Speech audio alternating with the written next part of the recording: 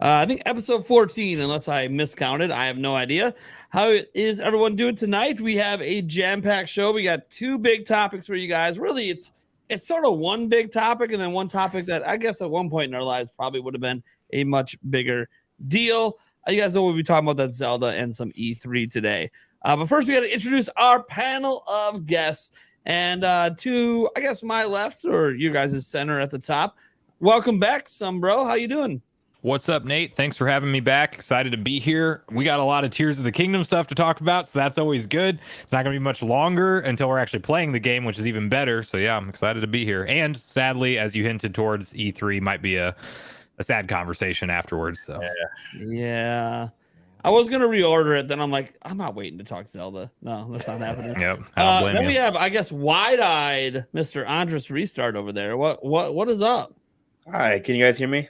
Oh, You totally. Good? Okay, good. I've been sick, but that's not why I'm wide-eyed. I just thought it'd be fun. But also like Zelda and other things, maybe. Yeah. So Yeah. there's a lot to be Zelda. excited about. Yeah. Directly below Andres, we have my cohort, as always, Mr. Eric Moore. How's it going, bud? Good. All right. Next to him, we got Mike Odyssey. What is the deal? Banana peel. I'm just here, relaxing. I had my first, well, not my first day of rest. I didn't rest. I actually released 2 videos today, but I know. I rested. I rested on the 7th day. I rested, and yeah. I mean, E3's gone. Getting all biblical on us. But we're good. I mean, we keep on ticking. We got so much to look for. So, Tears of the Kingdom. It's only in the Yeah, Tears of the freaking Kingdom. Yeah, man. Awesome. I'm excited. All right, we have coming on for the very first time, Mr. Michael Contrell from the We the People podcast. How's it going? Oh, wait, great name. I gotta say it. Great name. When I say we, Yeah, a little play on like American Nintendo history. Like Yeah. we. I don't know. Yeah, we actually made our image, the banner image on the YouTube channel with Mitomo, which tells you like how old it was when I first had this idea. But we're finally on YouTube, just past 500 subscribers or around there, and I'm happy to be here, talk some Nintendo. I think it's one of the most interesting times to be a Nintendo fan, this transition to a new console, because it doesn't always go well. We assume it's going to be Switch 2 and it's going to be like Xbox levels of power, and we just don't know. So it's gonna be a wild ride. Wild indeed. All right. Well, we're gonna start a show the way we start every single show. My notes are actually a little off because I didn't add in any of the recent news, so I'm just gonna kind of jot down some headlines as we go here. But first, we're gonna start off with what have we been playing lately. Let's just go right to our new guy, Mr. Michael Contrell. What have you been playing lately? I have been grinding Super Smash Bros. Ultimate Elite Smash. Nice. For some reason, I'm a masochist. I decided I wanted to get every character in, and so I've finally got that. That's happened. So now I'm trying to get the low tiers that I'm always drawn to like 12.8 million. So far, I got King K. Rool and DDD there, but yeah, I'm just a masochist. It's not. It's fun and infuriating at the same time. Nice. Yeah. Mike, have you had a chance to play anything since getting back from PAX? Well, I lost my Switch. Oh yeah, bringing this story back around. That's right. Yep. Bring it around town, Mike. One morning when I got on the plane, I was playing my Switch. I played Mario. I played Mario Kart.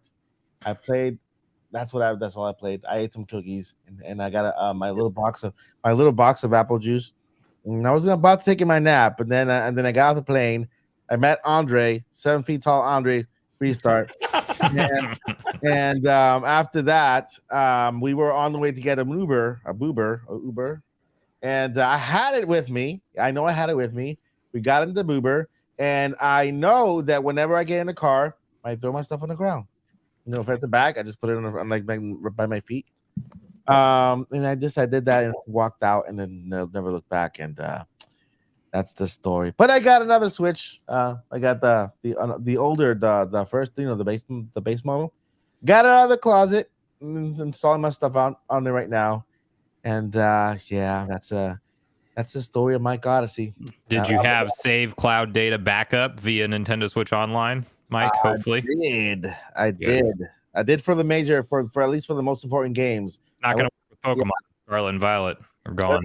Wait, yeah, that's true. There's That's still true. games that won't Yeah. work, unfortunately. And Animal Crossing. Sorry, I don't mean to be the bearer. I think Splatoon as well. Actually, I have a backup of Animal Crossing because good. yeah. And I can care less about Animal Crossing. I like starting over and getting new villages and stuff like that. But what really got me there is Pokemon. Yeah, you're right.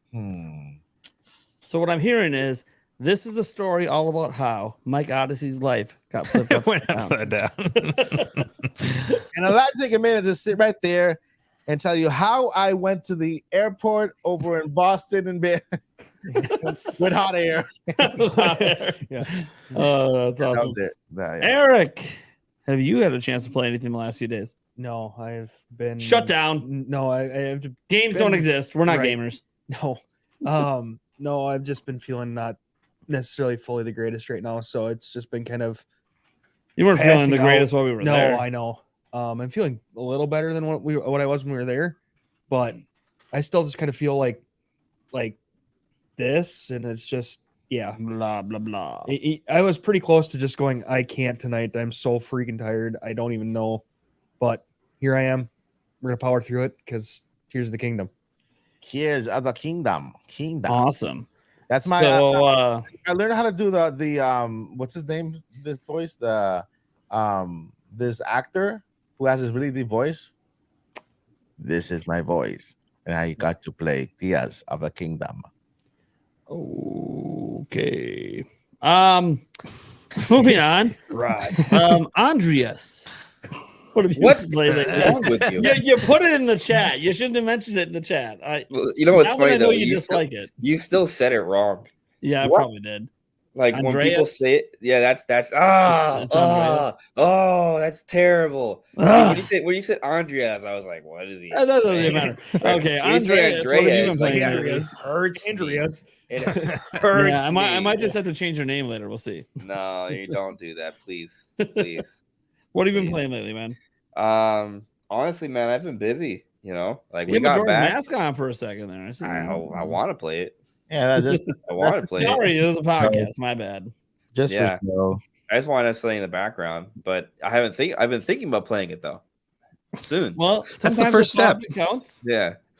I haven't played on Switch Online yet, right? But it's Switch games, N64 games look better on Switch Online with their little, that nice little upscale. Absolutely. right. Sure. So I'm maybe playing that soon, but also Breath of the Wild. You know what I have been playing? To be What? totally honest with you, I've been playing a lot of that play button on videos, rewatching the Tears of the Kingdom gameplay demonstration repeatedly. Yeah, I mean, you Yeah. have restart in your username for a reason. You're I just keep restarting the restarting video. the Yeah, can't even let it get to Yeah. the final second. No, I don't need Yeah. to see the Part of the OLED. process. Let's get back to the footage. Let's get back Yeah. to the game. yeah. I honestly, the thing is, like, because we've been so busy lately, it's just I haven't had much time. I am Yeah. only now catching up on my sleep. I'm under the weather because I have not slept. You can ask Mike. That'll do I it. did not sleep basically most of the weekend. Listen. Oh, I'll be good with 2 hours. No. No, he goes. We have to get up at, let's say, 5 o'clock in the morning, right? It's 4 o'clock in the morning. He goes, I slept already 3 hours, and this was like back at 10 o'clock. But maybe 1 hour more. I'll leave 1 hour, and I'm good. That hour passes, he doesn't want to get up. But you also made the room extremely cold, so Yeah, I did. couldn't. It was Yeah. 65 So degrees. So Mike likes a cold room like we do. That's what I'm Yeah, saying. man. It wasn't Yeah. too much heat out in that room. Crazy. Too much Yeah. heat in that room. But Oh. I mean, so between like not sleeping on the weekend, I got sick. I do not have COVID. I got a COVID test. It is negative. Good. So Yeah. Wait, it's not a do I- dry cough. do I'm really I starting to get feel tested? better. What? I don't got this. I don't gotta get tested, right? I was negative. He was negative. He was negative. They do. You gotta stay positive. Jesus. Yeah. Whew. Here we go. Anyways, yeah, but between that and then we got the news that we were hoping / rumoring would come out, came out, but they even announced it sooner than I thought. Like I thought the announcement was going to happen on Tuesday or something. It was going to be like a trailer drop or something, an announcement for something on Wednesday. No, it was like, hey, no, we're announcing a presentation for Tuesday. They said they did that like earlier than they usually do. Like normally they wait like a few hours into the day. No, this happened like at 7 a.m. or something. I was in the plane when it happened, so I'm not sure the exact hour, but it was around that time. So we had like, for us who wanted to cover it, we had no time. I had the video that came out at noon, then I had to make the predictions video, then the stream, then the show, then the analysis, which took like 9 hours, and then I'm just now sort of catching up on sleep from like a week ago. I kind of feel guilty about that. I think it's all fault. Like they're like, oh no, it came out already and blah blah blah, so they have to kind of rush it. Yeah. Yeah. So, you think they dropped the announcement sooner because of that? I don't think so. I don't think so. No. So- You never know. Okay. Well, let's get over to Sombro Nation. Somebody who wasn't slammed with a weird trip to Boston over the last couple of weeks. How you doing? What have you been playing? You haven't been on in like a month. How's it going? Going good. So I did, since last time we talked, I wrapped up my attempted, I'm going to tell you guys a story, attempted 100% run at Metroid Prime, because unfortunately that very first boss, that's the sun, you gotta scan the vines. Got to scan the vines too. Damn it. This brought back. This is honestly something that happened to me years and years back that brought back those painful memories. So I made the same mistake twice, way later in life. Always scan the vines separately. I found that out the hard way. So it's the only main boss that has 2 scans. Yes. It's so dumb. Yeah. So I thought I was good. Anyway, wrapped up that playthrough. Have like tiptoed between playing a little bit of Minish Cap and then diving back into Breath of the Wild for the continued. I have to so I've started a file a while back on Breath of the Wild, and I have to complete that in before Tears of the Kingdom. So that's kind of what's on my plate right now. I briefly played the Diablo 4 beta that was open and free online too with some buddies over the weekend. So that was kind of cool too. I'm not the biggest Diablo player out there, but it's a lot of fun whenever you get, 4-player co-op going and stuff. So that was good. But yeah, everything from here should all be Zelda focused until it's Tears of the Kingdom. And then that's it. Mm-hmm. Nice. Yeah. I hear you on that. Like, I played a smidge of Breath of the Wild today. I'm on a master mode run. I've never actually beaten the game on master mode, so that's my goal before it comes out. Might even be doing a weekly live stream of it just to force myself to make sure I'm playing it. That being said, that's about it. I mean, I'm surprised I even got that in between, like, the time I got back from PAX and out, because literally they announced. How do you even have your set thing. ready? You mean what part of my set? Like you took your whole set with you to Boston. You want to know how crazy it is, Anders? Not only did I take my whole set to Boston and then get back here on the Monday, get it set up, and still live stream that night. It had to get all torn down again today on Wednesday to rebuild it due to Flexi Spot providing me a brand new desk and all new equipment. And because of that, everything had to be redone. And me and Yulia spent 12 hours today resetting up the studio. Is there an affiliate link in the description below? There is not, because this isn't their sponsored video. Sorry. Man, that would have been such a good plug. Later. Well, I didn't think this was going to happen today, but then Yulia offered help, and I was like, you know what? I'm just going to take advantage. I'm surprised I even got a video out today, because that video went out literally within seconds before everything got torn down. So, but Yulia's the champ. Thanks to my lovely fiance for helping me. This desk is incredible. You guys can't really see it. I mean, I guess I could unlock it and raise it up, and it would just go in front of my face. But it's cool. Maybe we'll do it for fun later. We'll see. Yeah. So that I've been just really busy with that in the studio renovating. The studio is still a big mess right now. So it's only just set up for content creation right now. Don't look beyond where the cameras point. Not right now. It is chaos in here, but hopefully that'll be. You made a video inside a car. I did. Yeah, man. I did. Crazy. I don't know how the audio was recorded with my iPhone. We the did pretty good. The audio, the audio was fine. It peaked the feel a little bit, but like I'm doing the best I can on the go, and I couldn't. I knew I wasn't going to be able to do any leveling or anything, so I'm like, most people just not do anything. They were just like, all right, I was just wait like, till I get home. Yeah, but like I'm not waiting the hour and a half till I get home. I am getting this out. I broke the story on Saturday. Gonna follow up the fact that it's confirmed on Tuesday. I'm not waiting. Well, I'm getting that damn video out. It's still got 10,000 views. Thank you everyone for watching my worst ever edited, created video of all time. Right. Partially edited inside of Raising Cane's that we stopped to get some lunch. Like, dude, it's whatever. The funny thing is, to upload it, we had to wait till we were like a little bit further down the highway so my hotspot on my phone could hit full bars on 5G. So, it was great, but we somehow got it out, and I do apologize to everyone that my videos over the last few weeks have been kind of meh. Again, transition over to Mac. Plus, it's been crazy with PAX, and I'm barely getting videos done right now because there's so much going on behind the scenes. But hopefully, once the studio is back in the way that I want it to be, we're going to be smooth sailing, and I'm finally going to allow myself to learn more complex things on Final Cut, like such as being able to have an auto zoom across the screen and in and out. I don't know how to do it. I tried watching a tutorial today, and then Yulia walked in and said, "Hey, we're rebuilding your studio," and I said, "Oh shit." I haven't done a video yet, so then I crapped out a video. Sorry if the video was low quality. I apologize. Again, I want to do higher quality stuff. I got plans. Yeah. So that's been what's going on around here. As for some quick hit news items, look, I'm gonna be honest. Didn't really prepare anything. It's been busy today, but I'll throw a few out there. You have a nice Kirby shirt. The co-founder of I like this Kirby shirt. Yeah, I don't know why I didn't bring it with me. Anyways. Shirt. The Rare co-founder showed off a beta copy of 12 Tales Conquer 64 on the N64 for anyone curious in that. For those all sad about the Nintendo Wii U 3DS eShop thing, Nintendo did re-enable the ability to redeem download codes for an extra week. Why? I don't know, but that's, I guess, good news. Reasons? Reasons. That's if you have like those, like the cards to add. Yes, Okay. yes. That's so weird that they did that. Yeah, very, very, very strange. Octopath Traveler 2 debuted at number 10 in the US. So good for Octopath Traveler. Cracking the top 10 there. PlayStation 5, number 1. No surprise. That's just kind of some quick hit headlines that I'm seeing around here. I guess there's a rumor out there we're not really talking about today about Skies of Arcadia getting remastered. Big deal for, I love Skies of Arcadia, so the big deal for me. But yeah, not really a whole lot of big hitting headlines because everything's been about Zelda and then a certain other event that we're all going to be talking about today. So I guess we just get into that topic, shall we? It's Are we not talking about the Mario movie thing? No.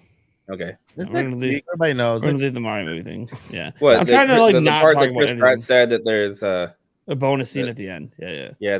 It's not a spoiler, guys. Sit around through the end credits like Marvel movies or something at the end. Right? Yep. Anyways, this just to let people know so you don't like go to the movie and no. Zelda. We saw gameplay for the first time of Tears of the Kingdom. We got about 12-ish minutes of it. Where do we want to start? There's so much. Can we start negative? Yes. That's Go. a bad idea. Bring it negative. No, let's start Bring it. Let's negative go and bring it negative. home positive. All right, Yeah. let's go All right, negative. I got some stuff to say on all right. both, too. Before I bring up the negative, let me say, all the positives are incredible. They are all incredible. If you really break it down logically, intellectually, what they're doing with Tears of the Kingdom is absolutely insane. However, surface level, what they showed off from a graphics perspective was actually a little disappointing. Are you saying we need like a more powerful Switch to make it run? Well, I'm not sure. It might have been the build. It might have been just really bad compression because we saw some screenshots. There's some bad screenshots of the game. It's very obvious that the compression. The thing is, editing videos for it, like all the trailers look way better than what they showed us. Yeah. So the question is, are they just kind of pulling our leg, or is it just a compression issue, or are they using an older build because they want to hide some elements? Well, they were recording, supposedly recording gameplay. I'm sure there was compression between the recording and obviously YouTube. Yeah. Sometimes people don't know how to record gameplay right, and it can. And you would think Nintendo would, but it's also one of those, kind of depends who's in charge. And it wasn't Sakurai doing it, Yeah, no. Yeah. So I don't know. We've seen this in the past, by the way, when they've done gameplay like this, where it's like they claim they're actually playing it. And we've seen like they play it and it's kind of low quality. And then when it comes out, it's much better. Yeah. So it's one of those like Nintendo's had this problem before. So I'm just kind of leaning towards, look, the screenshots look better. The trailers look better. I don't know. Here's the. It looks like Breath of the Wild because it wasn't live. Sequel, so it wasn't live. It was edited, so you could tell that there's some type of compression there. And there was I still think Nintendo's scarred from Miyamoto going on stage with the Wii on Skyward Sword and nothing working right. So I don't think they record anything live for gameplay anymore. For sure. The thing is, like when I see screenshots, like there were some press shots that came out, and I see those press shots of of the gameplay. I'm like, that's the game I thought we were getting.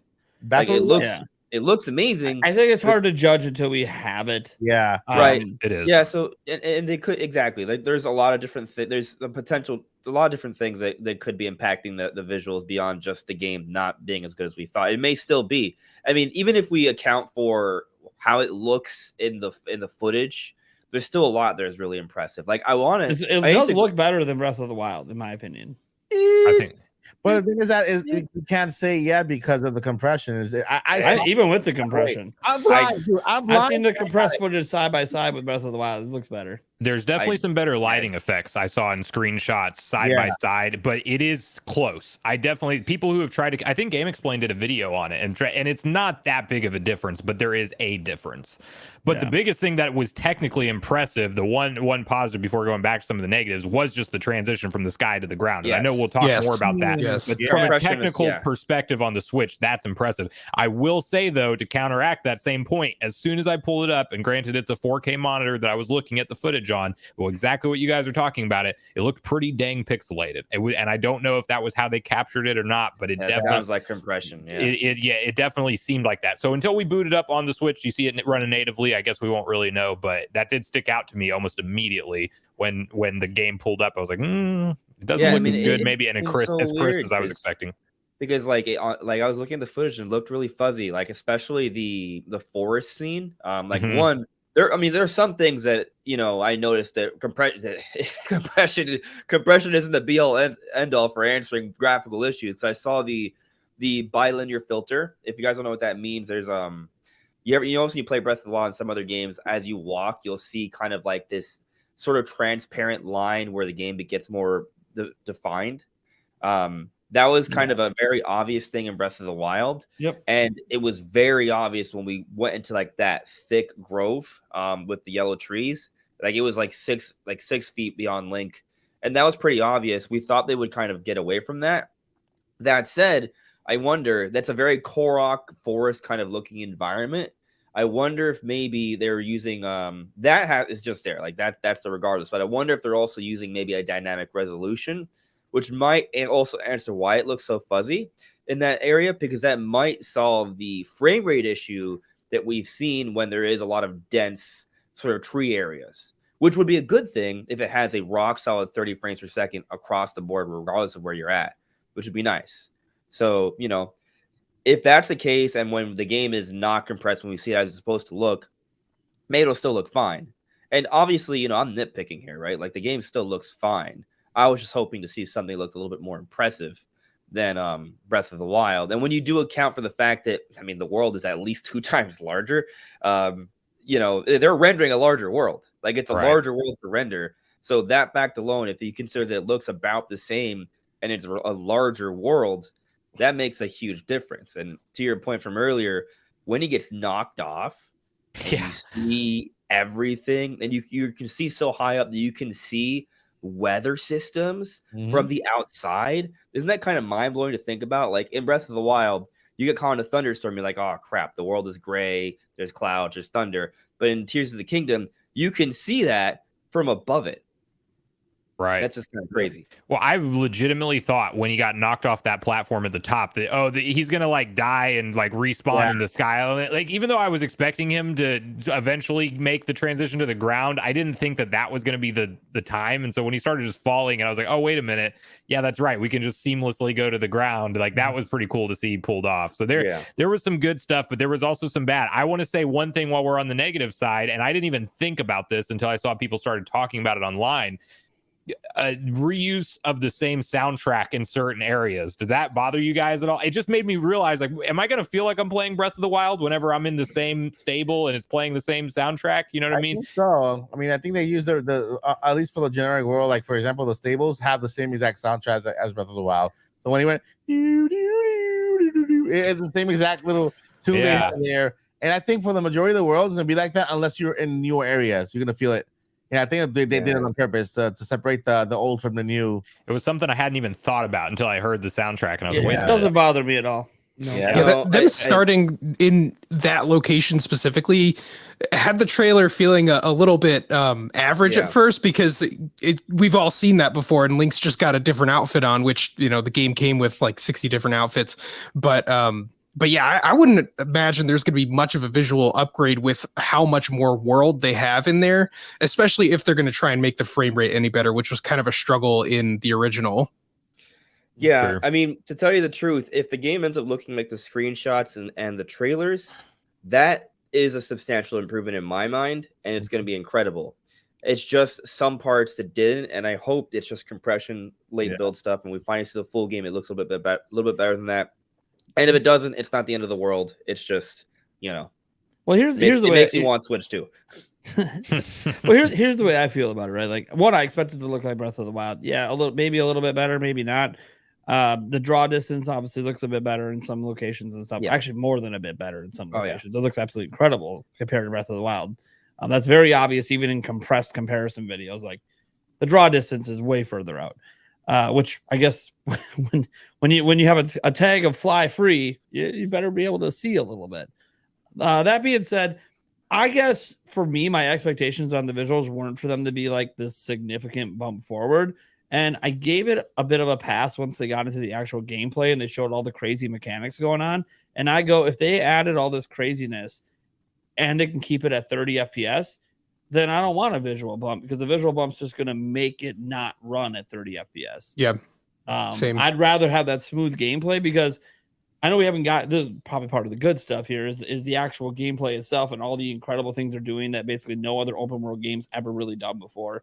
That really sets us apart from anything anyone's ever played, like all the fusion and there's just the building, like nuts and bolts. Yeah, this looks so far beyond nuts and bolts. I don't even want to make the comparison. Joke. I think it's just a meme. I don't think anyone really means it seriously. Like like what they're doing in this game gameplay wise is so incredible. Mhm. And just from like an object oriented programming stance, to make this all work as flawlessly as they at least showed it, that is incredible. And the fact that they could do that on Switch, like I don't even know if Wii U could do it, because it might not have enough processing power to handle the mechanics they're pulling off here. So to me, like, this is just impressive on so many levels from a gameplay perspective, that I kind of feel like they just emphasized, we have crazy ideas for gameplay.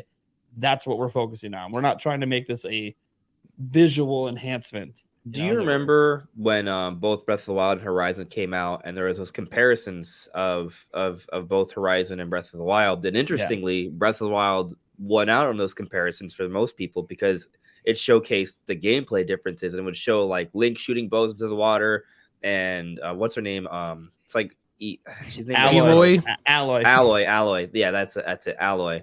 They would show her shooting arrows and interacting with the environment, and the environment Horizon. The first Horizon felt very static, and Breath of the Wild felt very alive and interactive. And it just kind of went to show that while, yes, Horizon face value visually, it just destroys Breath of the Wild. But like, when you look at the gameplay and you consider all the little things that are going on in Breath of the Wild, it's actually substantially more impressive.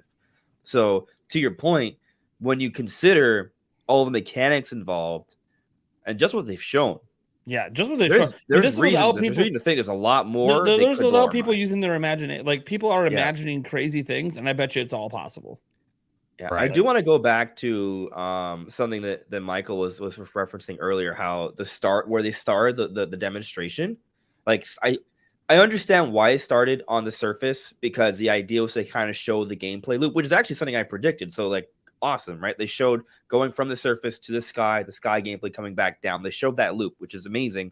But on the flip side, by showing the surface as like the opening shot of the game, it's like, hey, look, here's the kingdom. It looks exactly like Breath of the Wild. Like that. Yes, there was like a couple things that were different, but they were subtle things that if you weren't like an analyst and you were just like a casual fan that just played Breath of the Wild, you wouldn't even think it is another game. You would think it's just Breath of the Wild. So starting out the footage like that, I kind of question the decision with doing that. I don't have a problem with the game looking like that for certain parts, like naturally, because it's still Hyrule. But I am kind of I'm more critiquing the presentation than the game itself, if that makes any sense. Like right now, we're questioning the compression, which is not an issue of the game. It's an issue of how they gave us the footage. And I'm also kind of challenging how they presented the footage, because like maybe they could have picked another area of the game that would have looked a little bit different on the surface. Of course, they're also trying not to spoil too much. So there's different angles to this, right? I get why they did what they did with showing off the very early part of the game, and obviously they don't want to reveal any of the story details of this game, which I'm actually a fan of. Maybe we see more leading into it, but I'm a fan of how they've done it so far. But I do think that the problem with, to your point, Andres, is the way that they presented it reinforced the conversation that so many of the critics were saying, is that this is like $70 DLC for Breath of the Wild. And I know it's not that when you look at the mechanics and you look at the seamless transition from the sky to the ground and all that stuff. But to your point, on a surface level, an untrained eye might see the same land, same soundtrack, it just looks like Link looks different and he can do different things, but it looks like Breath of the Wild. And there's definitely at least a conversation to be had that it looks very similar from what they've showed in the 10-minute gameplay so far. And the problem with that is the untrained eye is the vocal right, the vocal variant. So that could have impact. I think that it's going to be fine, but it is a conversation point right now. Mm-hmm.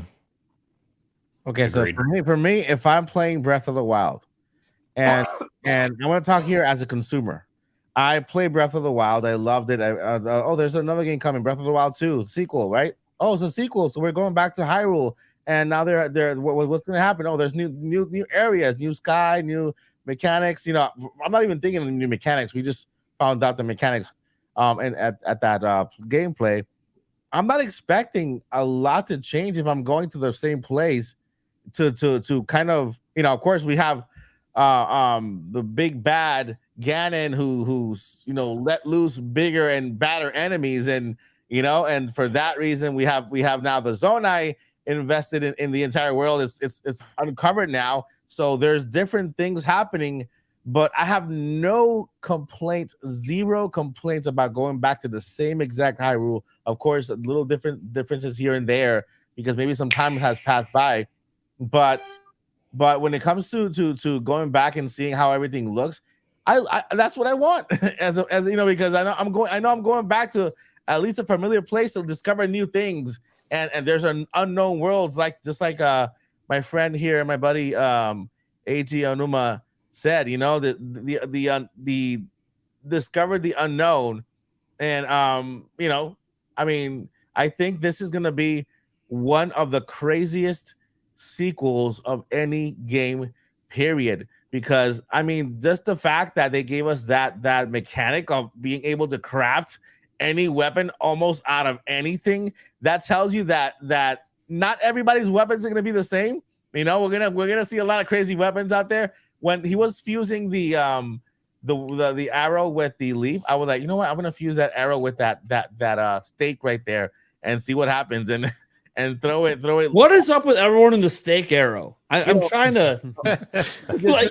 Every YouTuber is like, shoot the stake. Do the stake arrow. Because that might be really cool if there's like some big monsters and the arrow's not strong enough to hurt it. You could use that to kind of distract it. You shoot into its mouth. He'll start eating it while he eats it. You can just go ahead and whack him, or run away if it's really big and scary. Yeah, that too. Imagine you're about to mention that Gleeok. You're about to like die to the Gleeok, so you just kind of shoot some meat at it, but the meat cooks because it's on fire. Can you cook the steak and then still shoot the arrow? That's an unanswered question. I bet you can. I bet you guys this is what I think. I think this is a repeat conversation of what happened, and I know it's not a Nintendo game, but with God of War Ragnarok, everybody online was saying that this looks too similar to the first God of War, and it's like, okay, it's a direct sequel. Or not the first God of War, but God of War 2018 from the PS4. Right. It's a direct sequel. What do you expect? Of course, it's going to be similar. And yes, there's plenty of places you go back to from the first game, but everything was done. The story was so much more refined. It was a big payoff in the story, and then it also implemented better combat, better mechanics. And I think that this is that, but at a whole nother level. But the whole reason that we have the conversation that I think it's worth talking about is it makes sense why some people are criticizing it from what they've seen so far, but I don't think they're prepared for how many true changes are in the game. And to E.G. Anuma's point, the unknown Hyrule, they don't know all of that yet. But until they see it firsthand, you're going to see that talk online. But I do think that this is going to blow everybody's expectations out of the water. Yeah. You know, and one thing that I did notice to kind of start talking more positive is that it sucks. Just let it float. Yeah, that's it. That's my positive. It's complete. I canceled all my pre-orders. This game sucks. 68 Metacritic. It's not going to do good at all. No. I'd probably still buy it. No, but like the Sky Islands, as we're seeing here, they're pretty extensive. Like, actually, this is my theory. I think what we saw was basically the Great Plateau. Like, notice how he has 4 hearts. It feels like to me, you know how like in the Great Plateau when you start the game, you get the 4 abilities, and that gives you just enough to get 1 heart or 1 stamina boost. Right. I think they picked a heart, and he just gained the ability to get on the land. And that's where he's at, and he just flew back up to the Great Plateau equivalent for this game. Yo, you stole my theory. You made it yours. Oh, I put it in my analysis yesterday. I put it in a podcast before that. Remember? Oh, here we go. Oh yeah, you know what? You're right. You did. Here we go. You did. It was on my podcast. That's the point. Stop stealing content. I'm messing with you. It was an analysis. I just analyzed the truth. Yeah. Anyways, but it's a cool, it's kind of what it looks like they did. But looking at the area, like where I'm glad you put the footage up, like it feels like this is a lot to explore, right? Like, had you told me that there was no surface, that this was the world, I'd be like, oh, that looks like a pretty big world, you know? Like it's almost like the Skyward Sword. It's a lot bigger than the Skyward Sword, that's for sure. You were right. You were messing around. You're like, they're gonna add fusion. I'm like, this is not Dragon Ball Z, you know, something like fuse. Yes, it is. Right there, fuse. Yes, it is. It is fusion, all right. And you know what? His hand may actually be fused with the other hand. It may be a literal fusion. Like it may have been. So those powers come from whatever is in his hand, right? Mm-hmm. The hand may have used its own fuse ability to fuse the hands, and now he has the ability of the hand. Okay. I know it's kind of. Think, Mark. I'm gonna keep the my theory that the hand was just broken off completely, just all gory and stuff, and all of a sudden that other hand just for some reason just attaches itself to Link. Yeah. See, like this shot right here, like this footage is extra compressed because the stream. Yeah. But like if this was just clean, it would look amazing because like you can see there's a lot of lighting and shadowing effects. This might even potentially look better than a lot of things in Breath of the Wild. The lighting, if it was just sharp. I think in Breath of the Wild, the lighting was kind of baked in, and I think it's dynamic here. Yeah, I've noticed it looks a bit like it could be good.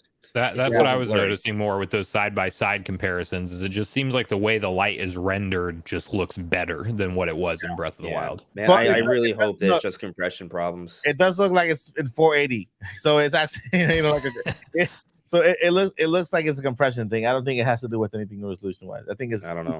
It could be a dynamic resolution though. And here's what I know. When you're playing on your 720p Switch OLEDs, it's going to look incredible. No doubt about that. But it might not look good on your giant 4K TVs.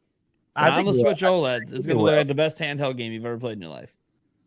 And just think about the fact that you can play a game like this in handheld to begin with is a conversation in and of itself. You know, I mean, by the way, did you guys notice the eyeball with the arrow?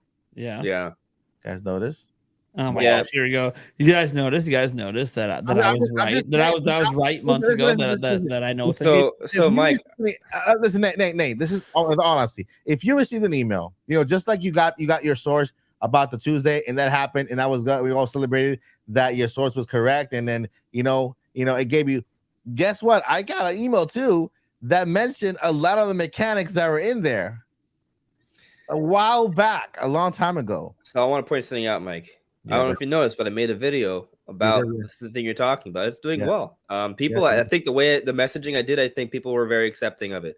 But I'll also tell you this: if you look at the comments, most people do not think the rumor is legit. At least based on the comments. And the reason why is because a lot of Zelda theorists figure out that the Keith's eyeball was what we were attaching to the arrow from the February 8th trailer. Am I a Zelda theorist? I'm the furthest away from a Zelda theorist. I'm not saying what I'm trying to tell you though is that 40% vision to one eye. I don't even know if he knows what a Keith's eyeball looks like. What I'm trying to tell you is that Keith's eyeball right now. The person that gave you that information, it's Yeah. possible they were just giving you a lot of really good predictions based off intelligent speculation. Oh, I'm not saying it's not a legit source. I'm just simply saying it's not set in stone. However, I don't know how much I'm allowed to talk about publicly, but you did tell me there was a video you took down. yeah. So if there's more information related to that video you took down that's tied to that email, then there might be a little bit more. Yeah, and then there's also I'm staying out of this. yeah. I'm leaving it there because I don't want to enrage the. I'm finally on the good side of the Zelda fans. I don't Nah, want man. to enrage. Stay out of the Tears of the Kingdom Reddit. You are not on the good side there. Yeah, I mean, I don't consider Reddit a good place. It's the Reddit. Reddit. Just insulted an entire fan base. Well, if they were insulting you, it doesn't matter. They're insulting him. Well, So I I mean, mean, throw it back at him. Listen to me. I'm gonna say this. Again, I'm not taking it back. Okay, the fans, Tears of the Kingdom fans, Zelda fans are great. Reddit is trash. Ouch. Reddit is trash. You go there to find people who are so upset at their own lives they're not happy with themselves that they look for other people to bash on and try to find happiness for themselves. My advice: get a life. Okay, if you're not happy with your own life, there's so much this world can offer you that can make you happy. Go get a career, get a job. Do What if something. your job is Reddit mod? Kids, Shots fired. but I'm gonna be like, everything you're describing, Mike, is true on every social media platform. Like Yeah, YouTube has a lot of people like that too. Oh, It'll be funny if people are talking smack about Mike on his own Discord. I mean, Now that's listen. They can do whatever they want. I mean, they can do whatever they want. To me, I don't feel that. I just don't feel that because I have so much going on, great and fantastic in my own life. I am so grateful to God for my own life and for my own being, for my family, for my friends that are right here, for my channel, for my following, people who love me.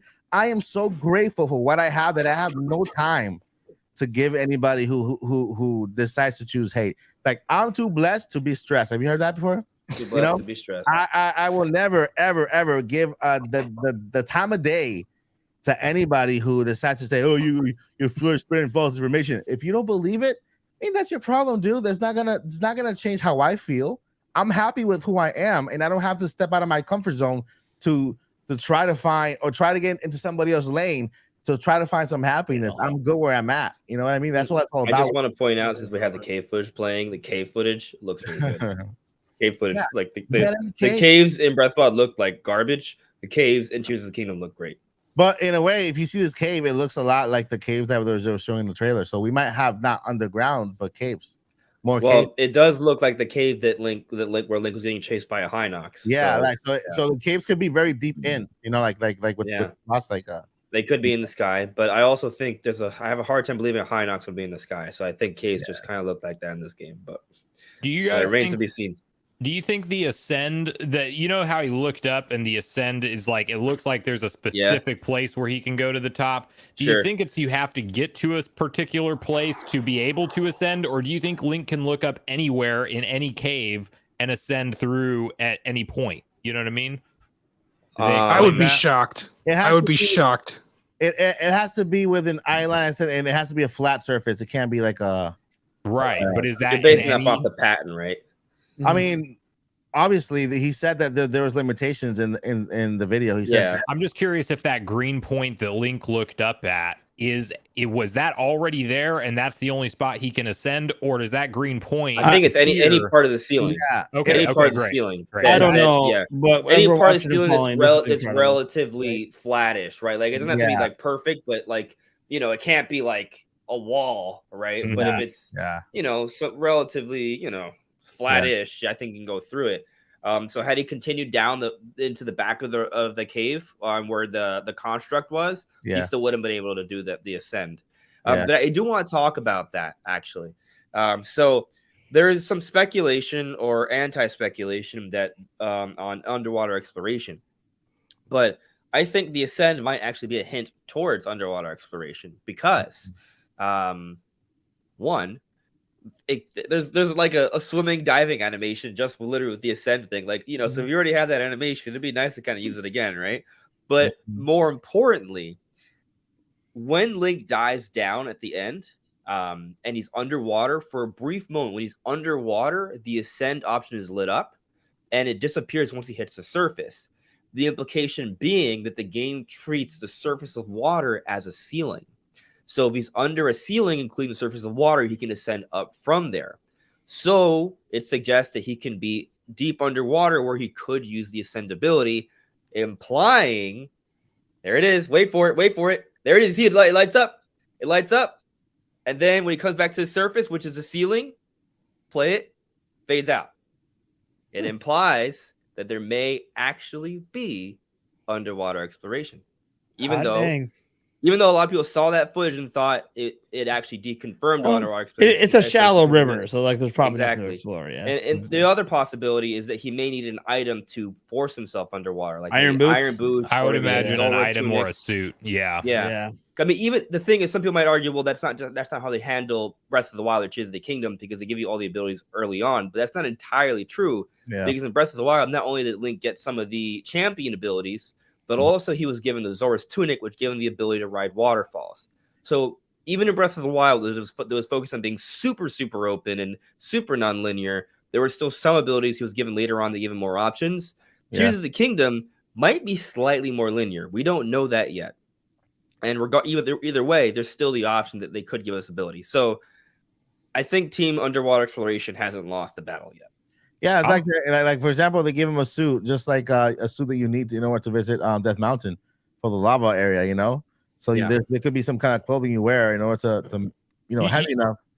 Yeah, you could argue that he shouldn't be able to breathe underwater as is, so he should have to get something to allow him to go underneath water for long periods of time. Yeah, I mean, if he was underwater as is, he would probably just suffocate. It's almost like we had a Zora suit or something. Exactly. There is a race that could help us out with that.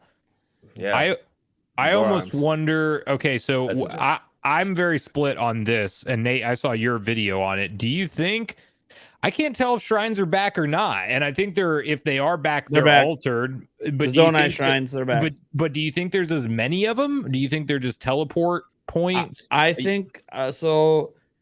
It's hard to know how many there is because we've seen so little of the world, right? Yeah. So there could be a lot of them, or there could be just like half of what we had before. I do think they're teleport points after you beat them. Yeah. But I think it's very clear all of the swirls we see are some sort of Zonai shrine.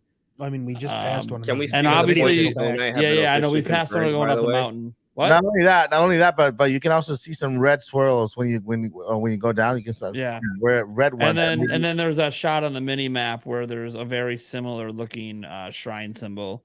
Right. So it's pretty obvious that they're back. It's just we haven't seen one yet. I mean, I don't want to go into the art book too much. The art book sort of confirmed it anyways, but I'm trying not to go into those leaks for people who have chosen to stick with just official media. And he just did. No. I just went in there and said there's something. I didn't say what the something was. Yeah, I mean, I think it's like me saying, look at the swirls that we see. There's shrines. Well, I mean, the thing is, we don't know. I wonder, like, what that Torii Gate thing is right there to the corner. Like, I think I see almost like a glyph behind that little tree. Because of the glowing green thing? Yeah, there's like a glowing green thing back there. So that might be one of our quote unquote shrines, although I don't see it lit up on the mini map. So it might just be a window. That might just be a window. Yeah. Like, and the thing is, it doesn't have to be lit up on the map maybe until you go there. Right. That could be. That could be. Yeah. I really do feel like this is just a great plateau for Tears of the Kingdom we're looking at right now. But if you look at it, he had 4 hearts on the ground. So we're on the ground too. Yeah, no, I think this is like I said, like we talked about earlier. It's right after we beat this area. Yeah, I don't think this is even like the Great Plateau. Because I kind of look at it as in the Great Plateau, we got our first heart, absolutely. But we also got our abilities. I think the Great Plateau is before that. I think this is just after. Exactly. Just But after. he comes back to it is what I'm arguing. See, I don't even think this is where it happens. I think Maybe. there's gonna be Maybe you're somewhere right. else. At least it's the island that they likely teach you about verticality in the game. Like, it's probably the first sky island that you go to in terms of like, On your own. yes. Yeah. Well, could be. Yeah. Well, maybe. I mean, the world's open. You don't have to be your first. Yeah, that's true. Yeah. But I'm wondering if they start you off on this island or if this is like the first example of wherever you're at that, Well, hey, you can go up to the skies now. That's what The I'm crazy that's thing is, the it vibes that feels I'm like getting. everything we've seen in the trailers happens before this. Right. Well, that's what I love about certain Nintendo marketing is even though you can say, yeah, maybe we haven't seen enough or not everybody's seen enough to be sold. I'm already clearly sold, but I know not everybody is. But I do love that while it seems like even when we do see a lot of clips of the game, Nintendo's normally pretty good about most of the things that they show you happen extremely early, especially in a game like Breath of the Wild where we can count on 60 plus hours of just not even doing everything, but just playing through the game and experiencing the story. So it's like, I think everything we've seen is extremely early in the game. God, look how high up that dragon is, man. So that's pretty insane. Yeah, they were just like there, like he didn't even mention them. They're just kind of like, hey, they just exist. Yeah, it's not Right. even like don't even consider it a big deal right now. Don't worry about it. I have to wonder if we can ride them or something. That one's extremely high up. Well, there was one of the shots an island that was really high up there too. So Yeah, we still don't really know how to get up to the highest of the high island yet. They gotta have traditional dungeons back, and they gotta do a straight up sky temple, like in full force. It has to happen in this game. I think if they show off a traditional dungeon, everyone will shut up. I don't know if there are traditional dungeons. It seems like they took all of their energy and just invested it in kind of the quirky nature of the open world, the alchemy system, making that more wide. I mean, I'm surprised that there's like building in a Zelda game. So I think they're just continuing that course and walking away from that classic Ocarina of Time formula. I'm gonna disagree. Ooh, I don't here know. We go. I mean, here we go. Debate. I mean, I'm not saying you're wrong. We don't. It definitely could be. I've seen 10 minutes. Right. Right. I mean, exactly. The thing is, we all know everything. We're experts on Tears of the right. Kingdom. Neither of us know. Right. And I'm just kind of the one thing we know for sure: Zonai. Yep. Confirmed. No longer like a speculation. Yeah, that is confirmed. It's kind of surreal seeing like I am just say Zonai. Right. It is surreal to yeah. see like all of those speculation actually like might mean something. Hey man, our speculation's good, dude. Yeah, speculation's good. I just think that the dungeons could be what gives people a lot of the new area to explore. I know we got plenty of the sky, but if you built in dungeons into underground and sky portions and also just had certain ones kind of like come up out of the land and they're actually large, that would feel like a large brand new area to traverse through. And it's like a central part of the story too. Not saying I don't know either clearly, but I think it would be a great move if they did do something like that with dungeons. I think something that is clear is that the scale of this game is larger than Breath of the Wild.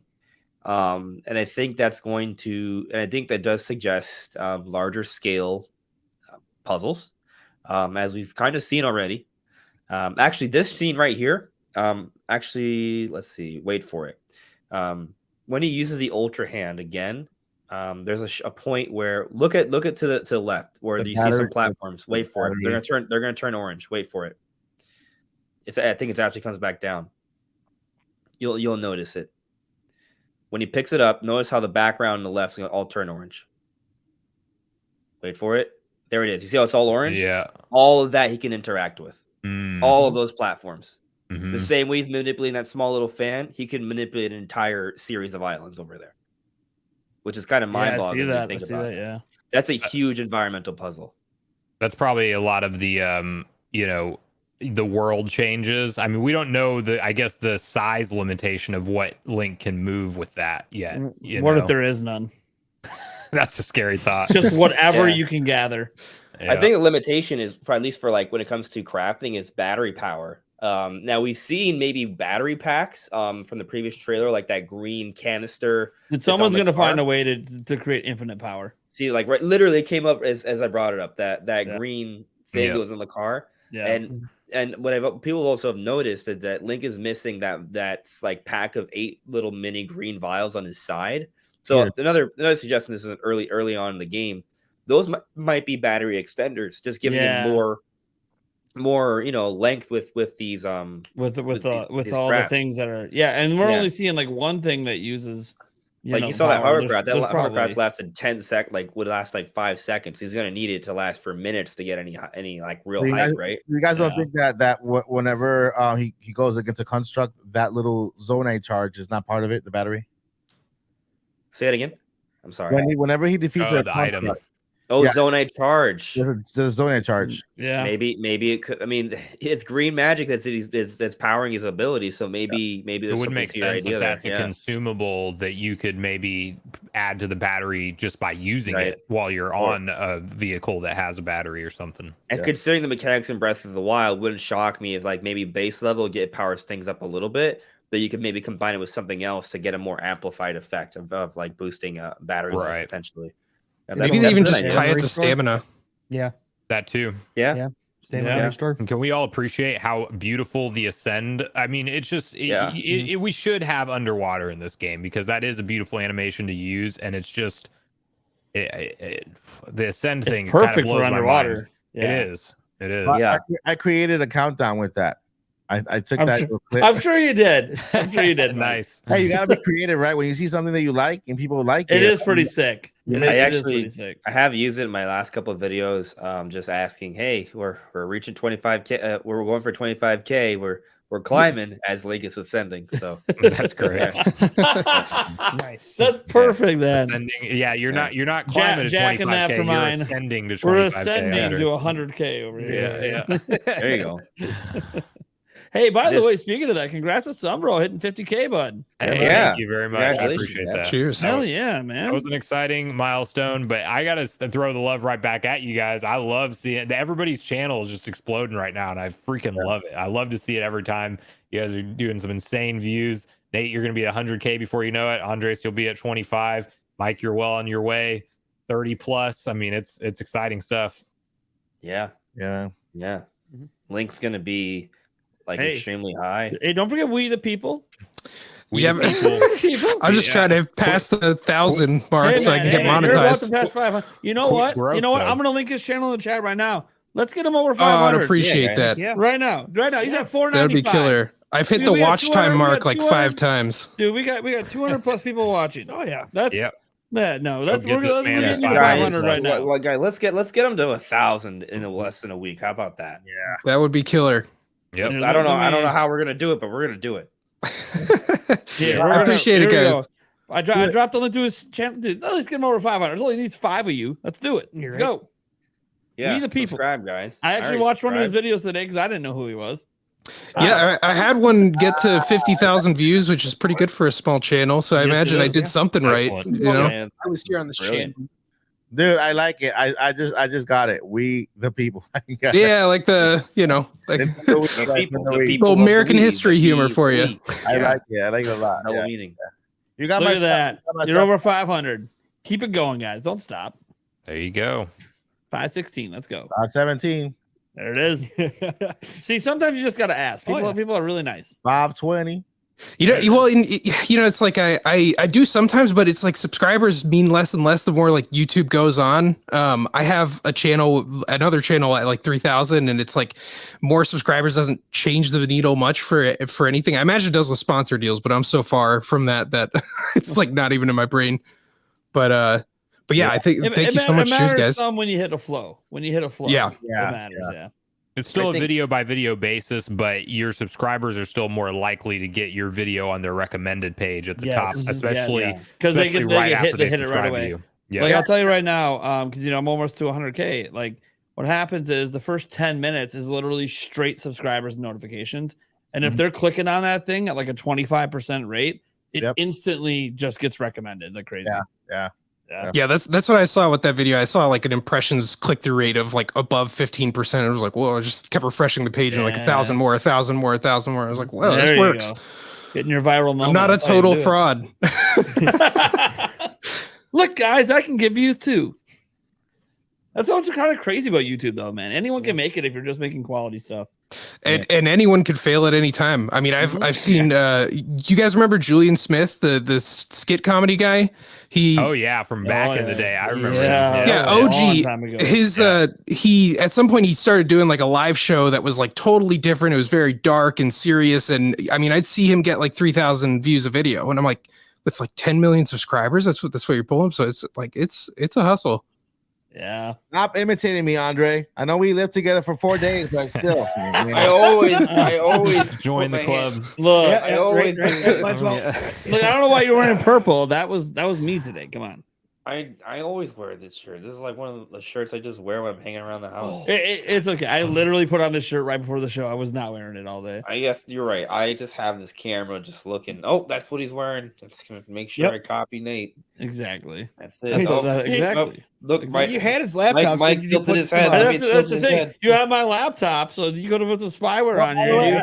You might be spying on me at all times now. I That's could what he's have. doing for his video. Nice. Hey, by the way, I did forget something in Boston. Oh, Jesus, Jesus, of course you did. Besides your Switch. I got my tripod. Oh. Damn At least it's something that's not super expensive. Yeah. It's not, I It's forgot. not like me who had my forgot. gimbal stolen. That wasn't Yeah, fun. right. I forgot a shampoo bottle. shampoo bottle. Yeah, me too, actually. Yeah. Forgot a mini one. Yeah, I use my own like shampoo. and I used conditioner. theirs. It was all right, but I had better. It's not I had bad. better. We I had had- better. It was a 2-star hotel. Two whole stars. Hey, At first, I thought that was bad. It's like, why are we staying in 2-star hotel? and But I it was like, wait, nice. It's like, It was like nice. It was You gotta remember, like 2-star there is like 4-star. right. in It's a lot of not 2 out of places. 5 stars. It's Yeah. a different ranking system. Yeah, it's a different ranking 2 out of system. 3. 1 star is really good. Yeah. Wait, Yeah. what? Oh, so it's the Yeah, other way. it goes the there? opposite way in Boston. Yeah. Really? No, I didn't know that. I don't think it's like. I don't think it's like. It's just kind of like you get a star. It's because you won something. Like you got an award. It's like okay, now. Are you it's- saying like a Michelin star? Is that what you're trying to yeah, I say? think it's like that. I think that's how it works. Yeah. Okay, you're full of shit. Am Anyways, I? moving on. Am I? Am I? Am I? Dude, Am I was around you for like 4 or 5 days. You're full of shit sometimes. Oh Anyways. my goodness! I've caught on just because it always sounds the same. I'll give you this. When you're talking bullshit and when you're talking real, it sounds exactly the same. Like exactly the same. You have to be around him and talk to him a lot more to understand He'd when be it's one bullshit. that would be easily beat No, a polygraph the- test the- just the because sarcasm. nothing ever changes. Remember how meaty the truffles are. 3-star hotels ordinarily have some unique amenities and provide quality service. 4-star hotels are often noted for their upscale quality and extraordinary comfort. 5-star provide The best flawless of guest service and a state-of-the-art facility. The best of the best. It looks like they're describing that each star is higher. Yeah, it is. So, Well, That's Yeah. sure, yeah. but point is that like you The can point have is we a stayed at, hotel like, that a has 0 2-star stars and and it's still good. We did Yeah. not get one room service one time, and I put it on the list to get room service, and they didn't come once. What? Do they just charge I your put- card and keep the food? No room service. Yeah. 4 days and no new towels. Well, Well, Well, that's where the 2-star rating came again, into no, effect. Then. again. Mike, Where's the ice? Andre, where's the ice? you have to go get your own ice. Oh my god. We couldn't find the ice. Mike, We're gonna find the it ice. was because you had your do not disturb sign up. We covered this. We did. Oh, Yes. yeah. If Mike, your do not you're disturb the sign is up, they problem will then. not come in your room. Because you I had didn't so put it up. much. They will literally make your bed, Yes. refresh your towels, and Yes. clean your floors and get rid of your garbage. Because You have had to do it when so they're there, much when they try. expensive stuff in your The thing room. is that that's I probably didn't a put good that thing you sign did. up. I Yeah, don't like know. when you're there, take it off if you want them to come in. Yeah. You know, I didn't know there was What? a sign.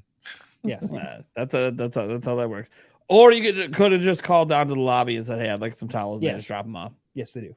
Yeah, we have a phone. We had a phone there. We had a phone. Yeah, Yes, yeah, it's a landline. I don't Yeah. know those exist anymore. Does it Yeah. call out? Like, is actually make you can make phone You can calls? make phone calls from it. Yes. Yeah. You Yes. just pick up any hotel landline, hit 0, and you'll be talking to somebody in the front desk. But they probably charge you for that, right? No. You don't gotta put. You don't gotta put Don't make quarters a long in distance first. phone call. Okay, now That's I fine if wonder, you do. Mike, is how many hotels have you stayed at? You just bullshit right now. I don't even know. I've stayed in all the ones here. I mean, they're just different, you know. Orlando. Well, last time I stayed at a hotel, well, no, the last hotel was really fancy. The hotel before that I stayed in out in Miami, it was an experience. I don't know.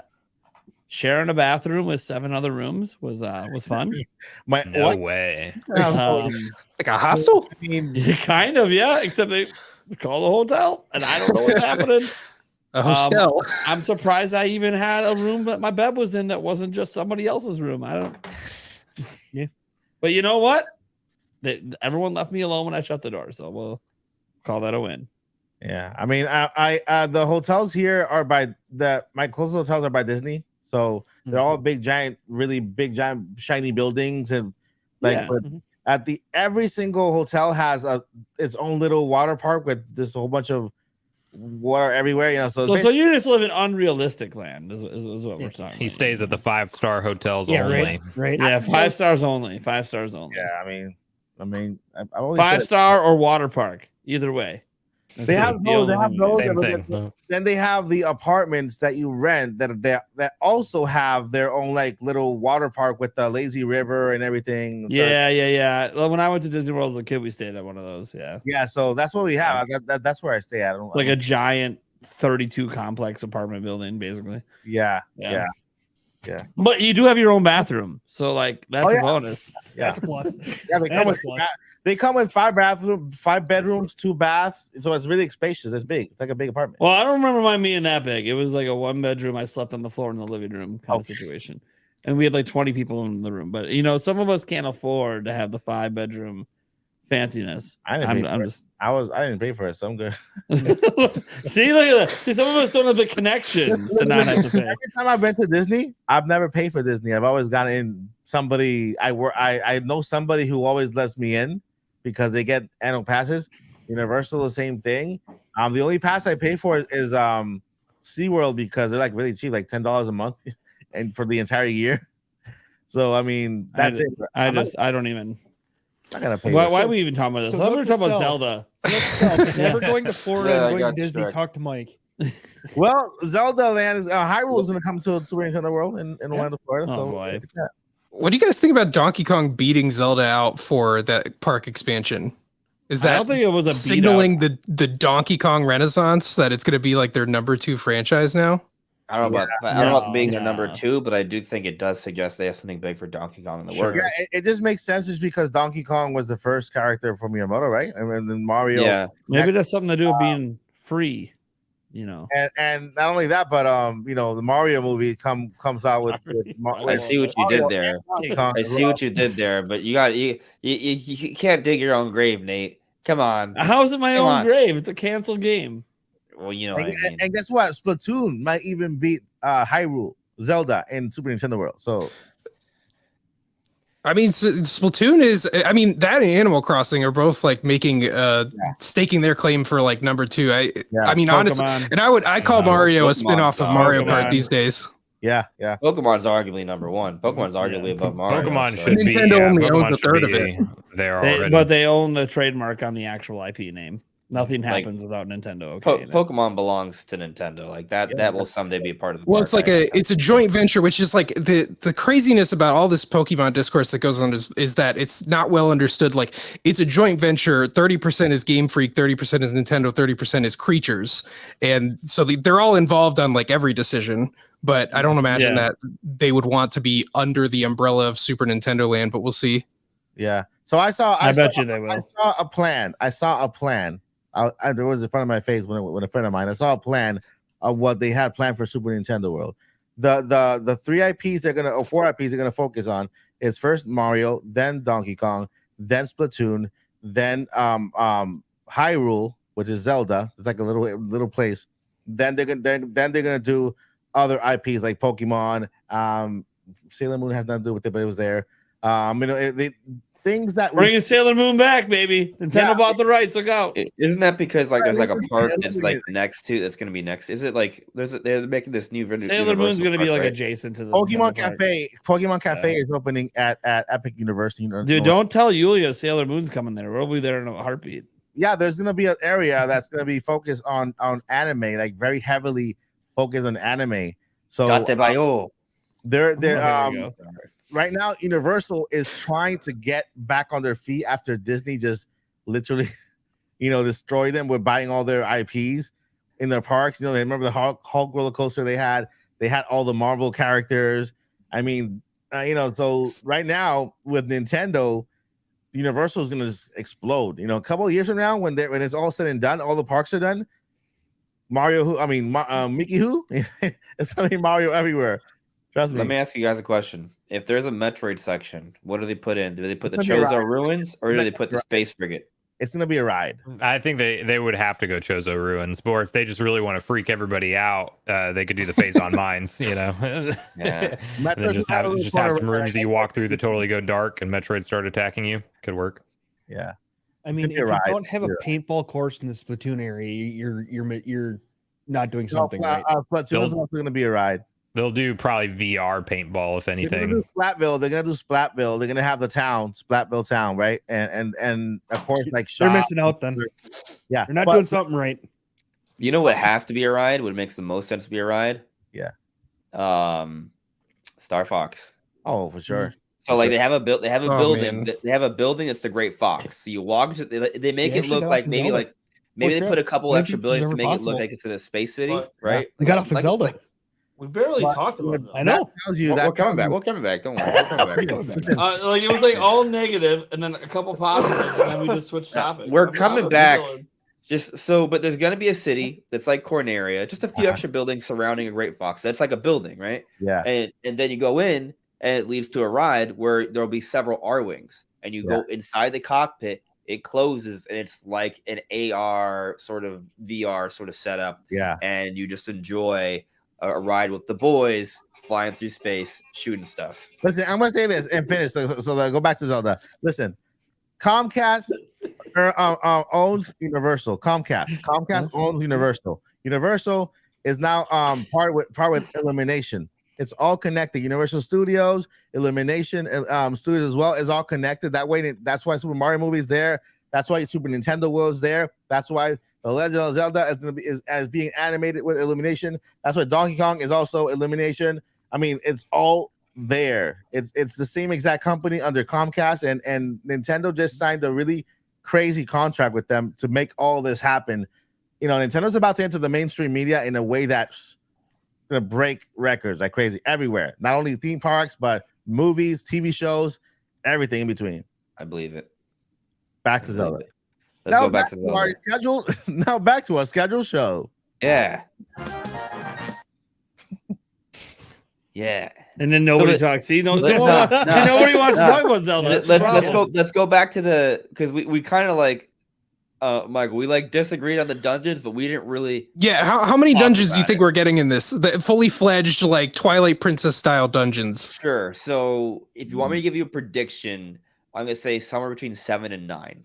No. One for each tier of the kingdom. That's right. So and the reason why I'm saying 7 to 9, there's 7 tiers they show in the trailer, right? But there's also this one shot that shows 2 tiers coming together. So I wonder if there's a secret 8th tier that's similar to how there are 7 heroines, which also represent the 7 sages when you translate the Gerudo text. But there's also the secret 8th heroine, suggesting perhaps a secret 8th sage, which could also relate to the Zonai being that lost tribe that we now have confirmation of they are using in the game. So that could potentially link to possibly 8 dungeons. Now, if that's the case, there's also going to have to be a final boss, right? Final boss, final dungeon. So that's why I'm saying 7 to 9. 7 because of the 7 tiers they show, potentially 8 because of the other tribe, and 9 because there's going to be a final boss. So, I think there's a good chance there's a dungeon associated with it.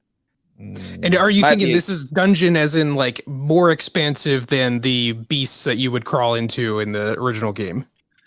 They might not be giant walking creatures. But you're saying larger scale, because those are pretty small. They were kind of bite-sized dungeons. I think they're going to be larger scale, yeah. And actually, for example, Nate brought up in his video earlier today that maybe, it's just your own speculation, Nate, but maybe we don't get as many shrines. There's not 120 shrines. But, there is maybe 7 to 9 larger scale dungeons with unique boss fights. And there's still a lot of shrine-like things like mini dungeons spread throughout the world that might be more environmental puzzles, as we've seen with a lot of the items we can interact with. Maybe there's still some that you actually go inside another like room or something too. Yeah, I could see that because you could just stitch like 15 shrines together, and that's like essentially a dungeon. They would just have to make it all Yeah. like cohesive visually, so it's possible. Like basically, and the thing is, I don't think they're gonna function exactly like dungeons in the past, right? Like I agree that I think they're moving forward, right? But I think there can be a middle ground, right? I think with the Divine Beast, their problems were the puzzles were too similar, right? So I think they're Mhm. gonna probably I think that's an issue. I think that's an issue that they'll rectify. I think there's gonna be a little bit more variety to the theming because the theming was like the same. It would be nice to have more of like a story and a theme for each particular dungeon and then hopefully a unique boss fight that's not just a scourge. Yeah, I'm gonna go out and say I believe there will be no dungeons. that's how I feel. But I'm a little bit of a, I got a little cynicism energy in me. I think it's gonna be just like Breath of the Wild. I think it's gonna be areas just like that. They're not gonna be traditional dungeons at all. Again, like you said, Andre, they are moving on. Maybe what they refer as dungeons for us is not the. It's for you guys, not for me. For me, I'm Breath of the Wild generation. But I think this is what we have moving forward. This is what literally has put Zelda on the map, and I don't think they're gonna take steps backward. I think they completely reinvent what a dungeon is. Yeah, exactly. It'll be some open air crazy dungeon that you won't even realize is a dungeon until you're like halfway through and you wonder why the puzzles aren't stopping. It's gonna be better than Divine Beasts. All I'm saying is they're gonna make the game better than Breath of the Wild. Yeah. All I want are giant epic boss fights. That's it. That's really the thing I miss the most in dungeons is the boss fights. I agree. Boss fights. I also miss the puzzles. I think the puzzles could have been better than like once you figure out one Divine Beast, you figure out all the Divine Beasts, and that's a problem. Well, and that's sort of the issue is that because they've opened everything up and you can do so many different things just by experimenting with the alchemy system, the physics and all of that, they will want to lean more into that and make the puzzles like motion based and lean into all these like gimmicks with fusion and all that. And I think for that reason, they're going to have to design puzzles that you could solve maybe 3 different ways, which I think could be great. But yeah, it felt like specifically with the Divine Beast that the puzzles were a little lacking there. I feel like I just shot eyeballs. Yeah. Yeah. Well, I mean, they can do more. See, I never ended up missing puzzles because I literally spent 120 something shrines or 100 shrines or so solving puzzles. But some of them are also kind of. I thought that some of them were clever. I enjoy. The definition of some is just a piece of the large weren't that like repetitive, but a large of some of them were really good. Like I agree. Like, I feel like there was a larger amount of brilliant puzzles than in most Zelda games to be. Yeah, and I agree that not some of them are very easy. Just some of them you just went in, you discovered an entrance. All of a sudden, you earned your way here.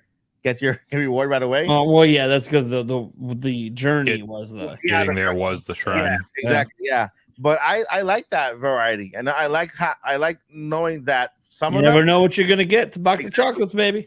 Yeah, I think we're gonna get a lot more environmental dungeons. Like it's kind of like the world itself is kind of like. Here's what I know. Whatever the hell's going on at Death Mountain's a dungeon, and I'm just gonna say it. Well, here's the interesting thing. What they've done with Tears of the Kingdom.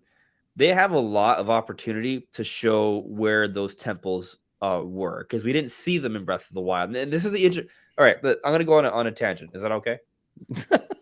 What? You on a tangent? Never. All right. Just hear me out. Okay. 5 minutes. Go ahead. Let him cook. 5 minutes. I can get this done in less than 5 minutes. All right. I'm looking at the timer. All right. So hopefully my cough doesn't stop me. Anyways. There is no timer. Just go. So we've seen that there are a lot of elements in Breath of the Wild that have felt like setup for Tears of the Kingdom. Like, for example, how at the end of Breath of the Wild, Zelda says to Link that they're going to work on restoring Hyrule, perhaps beyond, right? That's one of those elements. And how, there was kind of like the underside area of Hyrule Castle with like Calamity Ganon, for example. Those are just a few of the examples. But if you look at some of the concept art in Breath of the Wild, like they had Link missing a hand and they had all this sort of stuff. So it feels like a lot of ideas they had where they were sort of considering like moving on. Like another one, actually, like the Yiga, there's this giant hole like where the Yiga hideout is, and Koga falls down there. And then the Yiga who worship Ganon's underground. and then the master falls in this deep hole in their hideout. Like, why do they have this random giant hole there, right? So just there's like a lot of different clues like that that seem to kind of suggest they were always sort of building towards something after Breath of the Wild, right? So just kind of keep that in mind. Now, when you take a look at the map in Breath of the Wild, there are so many locations that hint towards something in the history of Breath of the Wild. So many. But something that's mysteriously missing is the Fire Temple, the Water Temple, the Earth Temple, the Wind Temple. All those temples, vacant. Yet all the more subtle areas are there in the map, but not some of the most popular, most significant temples throughout the history of the series. They're nowhere in the map. So what happened? Now let's look at Tears of the Kingdom. We know this game takes place thousands upon thousands of years in the future. So it could be the case that some of these temples have been lost throughout time. But you have like the Death Mountain, to your point, Nate. There's malice erupting from there, right? There's no longer lava flow. What's going on with that? We see the giant like vortex around the Heber area. We're now speculating there's underwater exploration. If there is, where would they hide a water temple?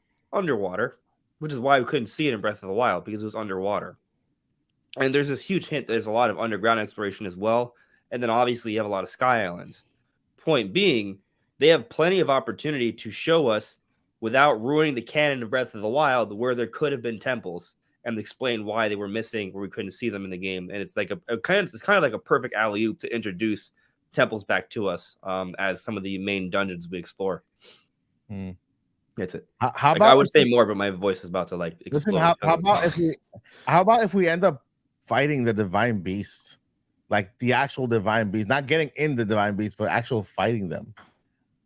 I don't think they exist anymore. I think divine beasts are done. And I actually like that idea, Disassembled. Andres. I think that would be a great way to do it.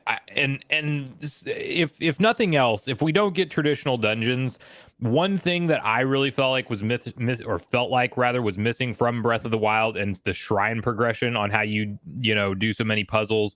There were clever ones, there were some really fun, enjoyable ones, but one thing is that they were all themed exactly the same, and the divine beasts were themed exactly the same. And I really liked you maybe can't call it unique because it's easy to just pick an element and do a theme, but over the history of Zelda, we've seen a lot of the puzzles be based around some kind of element and tied to a dungeon, and that just felt like it was missing. So if they could bring it back, keep open world, keep all the stuff that they did with Breath of the Wild, but bring back that little hint of creativity with the element themed dungeon progression. Or if we don't get dungeons, then at the very least larger shrines that maybe have a better reward than just a stamina or heart, and maybe that we get enough of that element type progression. I'm ready for that, and I do think that too, Nate, that whatever Death has going on with Death Mountain, there's something there, but then there's likely is something going on in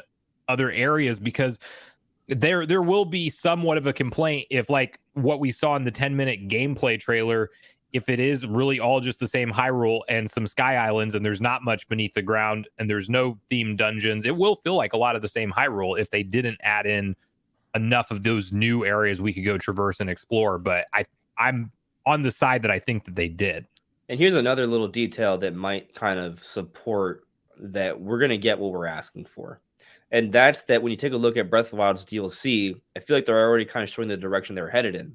So consider what we got for Trial of the Sword and what we also got for that secret dungeon in the second part of the DLC. They were shrines and a dungeon that had more elemental themes. Like, and that was really cool. Those are some of the best like shrine like environments because they had a lot more variety. So with that in mind, they were already kind of experimenting with those ideas with the DLC. I wouldn't be surprised that they kind of go even further with Tears of the Kingdom. I think that Hyrule is going to look vastly different at the end of the game than anything we've seen in Breath of the Wild, because I think a huge overarching thing in this game is going to be we are rebuilding Hyrule to its former glory, and we're gonna see a Hyrule that we've just never seen. Castletown might come back. Question for everybody. Great Plateau could be completely rebuilt in ways we've never seen. I honestly think that we've seen enough evidence, at least in this gameplay, which obviously they didn't actually show gameplay of it, but showed evidence that there's construction everywhere and signposts and things we can interact with and might be able to Hyrule's going to look very different, I think, by the end. And I think that's part of the change the world. Like, it's supposed to feel familiar to start. But by the time we're done, it ain't going to be the Hyrule we remember anymore. Yeah.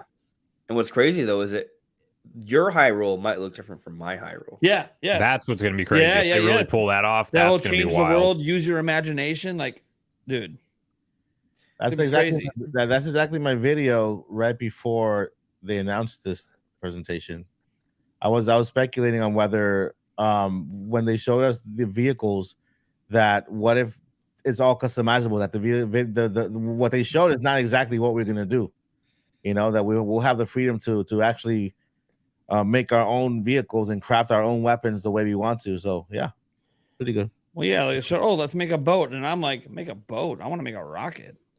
Yeah. I'm just gonna say he was gonna make a submarine.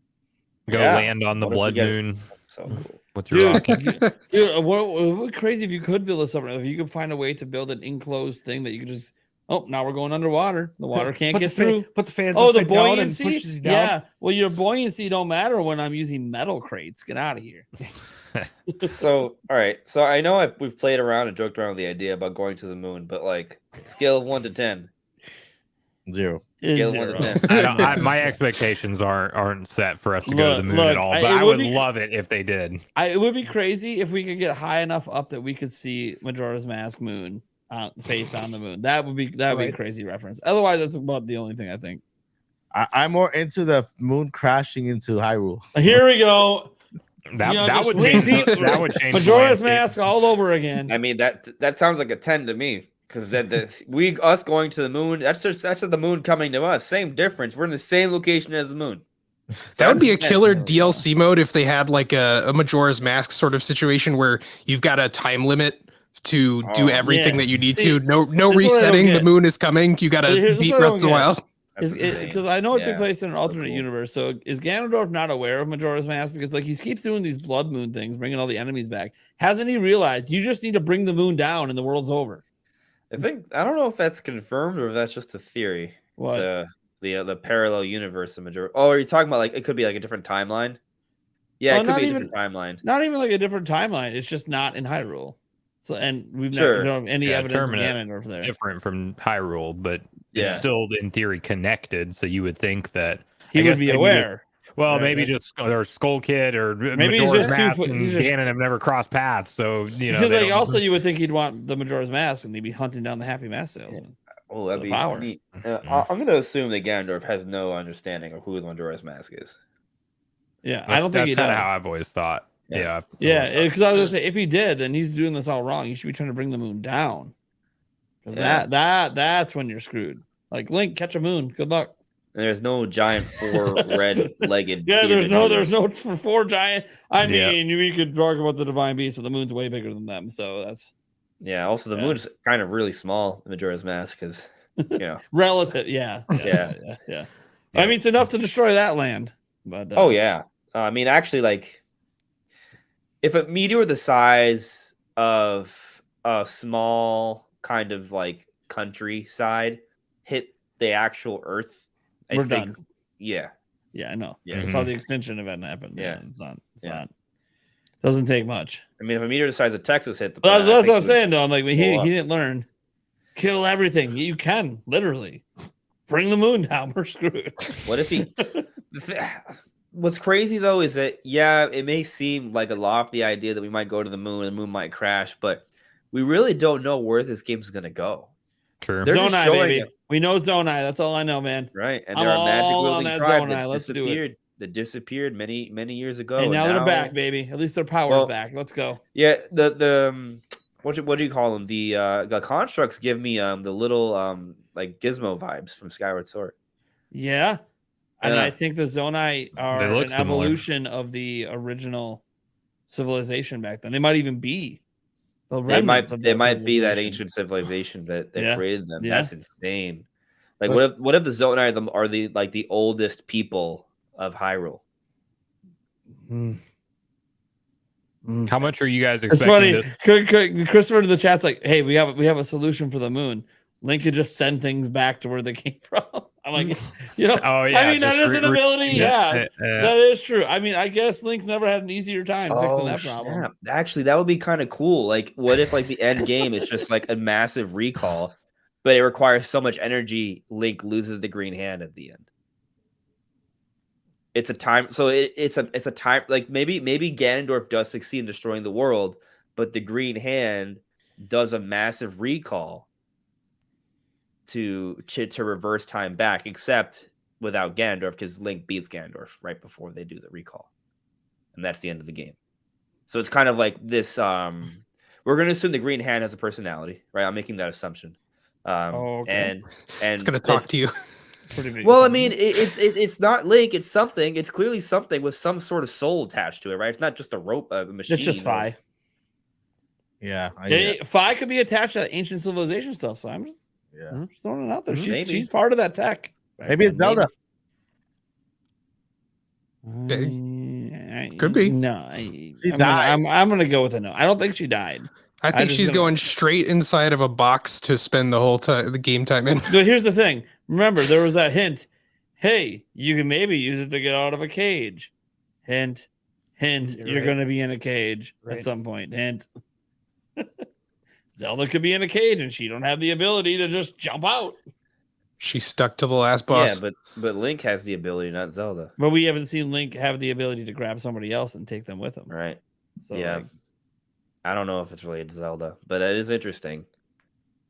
I'm hoping that I was don't know saying about that you Zelda's guys. captured is basically what I was saying. I wasn't inferring anything else. I don't know about you guys, but I'm still hoping that Skyward Sword's release on the Switch was very needed to be out before this game, because I'm hoping to see a lot of story elements, or at least callbacks. All I to know that is if story. I expect Girahim that. is licking my ear again, we are in business. We are in business. Goaty. Skyward Sword does feel kind of like a proper prequel to Breath of the Wild and Tears of the Kingdom, like especially because it feels like Ganon it's Ganon, it's not Demise, but he's taking on more of a Demise like role. There's a lot of similarities there with the takeover and all the malevolent forces rising up from the fissure. Like there's a lot of similarities there. We just talked about the constructs seeming very much like the Skyward Sword robots. Like there could be something there. The Zonai might be a hint towards that. Obviously, you have all the Skyward gameplay. Maybe there's a Sky People. Maybe there's some ruins of Sky Loft. And Zelda, you know, maybe they are playing more allusions to kind of like the whole goddess thing. I mean, heck, Breath of the Wild has all of those goddess statues that were prevalent throughout Skyward Sword as well. So it kind of feels like you could play Skyward Sword as kind of like the prequel to Breath of the Wild, and then Tears of the Kingdom. Like it feels like they could be some of the most connected games in the series. Yeah, and they're all the most recent in the story. And if you think about how much they've expanded upon the lore of Zelda as time has gone on, like we saw, you know, the original game essentially have no deep story or lore, and then that evolved into really a Link to the Past, having the biggest step for that point in time. But then they realized how much fans care about how everything links together, and they went out of their way to create a timeline. And it's like we've only seen them get more in depth as the further they've gone, and considering it's Skyward Sword, then Breath of the Wild, and now Tears of the Kingdom, it's likely that there's a lot of talking between those games. And I'm hopeful that there is, because I love the story of Skyward Sword through and through. Oh yeah, and I forgot Fi. Like we have the Fi reference in Breath of the Wild, right? So True. it does feel like, you know, maybe And what appears like a Skyward glowing Sword, they were thinking more sword about in it. a certain cutscene we see. Yeah, Which so has always meant, well, it's only ever meant one thing, but the way that it's presented, I guess, has only ever meant one thing. Yeah. I mean, there's gonna be some Skyward Sword connections. It's pretty obvious. I mean, you're not gonna have Sky Islands and not have connections. Just like we might see references to the city in the sky from Twilight Princess as well, and other I hope stuff. so. And obviously, the high tech of the Zonai at this point is heavily leading to like the one other time period we had severely high tech that we just haven't really fully experienced. Well, we'll see. We have no idea. Like that's kind of the crazy thing. You know, there's a billion demise theories out there. Like I mean, I think one you brought up was like there's that one flash of a silhouette at one point that looks way more like Demise than it does Ganondorf, but it's just for a moment. Yeah, I think the idea is that they're kind of merging the designs. Yeah, probably that's probably what it really means. But you know, there's just so much with this game we don't know. But what's so exciting is that gameplay they showed. Well, it might not be exciting for a lot of people. They clearly were just trying to show off the abilities, and it's not that anything they showed was like, oh my gosh, I made a boat, cool. Oh my gosh, I fused a stick in a rock, or I fused a stick in a log. It's the prospect of what we're going to be able to do with that. That's so exciting. Not that they're going to show us that because they want us to figure that out. They're just kind of showing you can do anything with these abilities you want to do. And I can't wait to see what you're going to do with them. I think the next time we see the game, because it was sort of inferred that this is all we can show for now. Like, we're going to show more. Whether it's trailers, whether it's another gameplay thing. There's always been a joke that they're going to start doing gameplay Tuesdays. I don't think we're getting one every Tuesday, guys. That would be great. Show me 10 minutes every Tuesday up to launch. I mean, that's still less than like 0.03% of the game. But I do think that like their idea this time, we want to show the abilities. Next time we're going to show some like a new area. The time after that, maybe we finally give you some story details, and then we're just going to kind of trickle it along all the way till launch. Who knows? Maybe the big reveal, like everyone wants, there's a lot of people that want dungeons. Maybe the big reveal in the final trailer is Link walking into a damn dungeon. I think And then you're just like, okay, they're just doing everything in this game. We don't even know what's going on. Or maybe it's like Link. I don't know. I'm just throwing out ideas. It's kind of, they gave no suggestion to what's going on with the underground. Like, we have no idea. We have no idea. Like, we know there's these big malice holes. Like, there's these giant holes of malice all throughout the map. They have not given us any sort of hint or explanation as to what those are exactly and how we interact with them. Those red things when he's diving down, we see like these red. Like, what the hell is that? Yeah, stuff? exactly. Like, they're just these holes of malice. Like, no idea. It's interesting though. I pointed this out in my analysis. When Link falls and he gets knocked off, we see the waterfalls, right? But we see the waterfalls kind of end. Yeah. The reason I bring this up is because I had a theory beforehand that when you look at like the sky from some like the previous trailers, some shots that show like these long black lines that extend from the islands to the surface. Some people thought that those were just waterfalls in the background, but from the latest footage, we can tell that no, waterfalls kind of end like just like a few feet under the island. So those big black lines, we still don't know what they are. And then so like to me they feel kind of like dark and smoky, like maybe even malice related. So it's kind of interesting. Like, we have these holes of malice, we have malice erupting from Death Mountain, we have the Hyrule Castle. Like, there's still a lot of mystery, right? Like, of course we have all these abilities, but what do we do with the abilities? Like, what are we using the abilities for? What are we using the abilities to get to? We have no idea. They haven't told us yet. There's a lot of questions. It's like, oh, you can't swim across this lake. I'm like, yeah, there's other ways I can get across. I don't just climb up and glide over. What are we talking about? I want to play the game. We solved this problem already. Anymore. I really do. I don't want to theorize. I don't want to make another video about what this little dot. It's a birthmark. Let it go. I just want to play the game. I'm really sorry that you're on a show where we're literally gonna have probably Tears of the Kingdom as a topic every week. Yeah. He's already hinted many times. He's already got the game, so it's what are we even talking about? Yeah, we've seen box art, Mike. What are you saying? He had the game. That's right. Yeah, you're in trouble. The ninjas are showing up. Yep. You leaked Tears of the Kingdom by losing your Switch. I did. Oh, is that? Well, I don't know.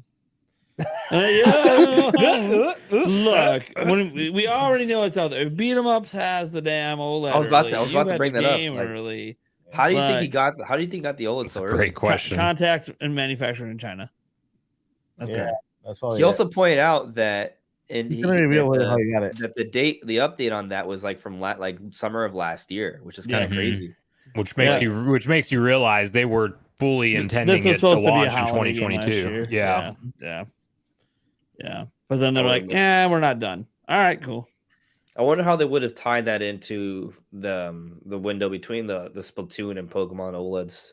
Right. It would have been real close to have a Splatoon, then Pokemon, and probably Zelda in between it. Maybe I always thought it would be early November, or I don't think it would be a December game. It would maybe be late October. That's also saying that those games came out though.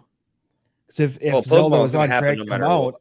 Pokemon's gonna happen no matter what. Yeah, Pokemon would have would've happened, came out. but Splatoon could have shifted around. Well, Splatoon did shift around because wasn't it that Yeah, Xenoblade yeah. Chronicles 3 Yeah, that they traded actually places? pushed up Splatoon. I They wonder. I stopped wonder Xenoblade, if yeah. I wonder if Zelda was even done last year, and they just pushed it because they realized first half of next year we got nothing. I don't. We had Fire Emblem and a bunch of nothing. I think maybe because we heard Metroid Prime Remaster is not nothing for the record.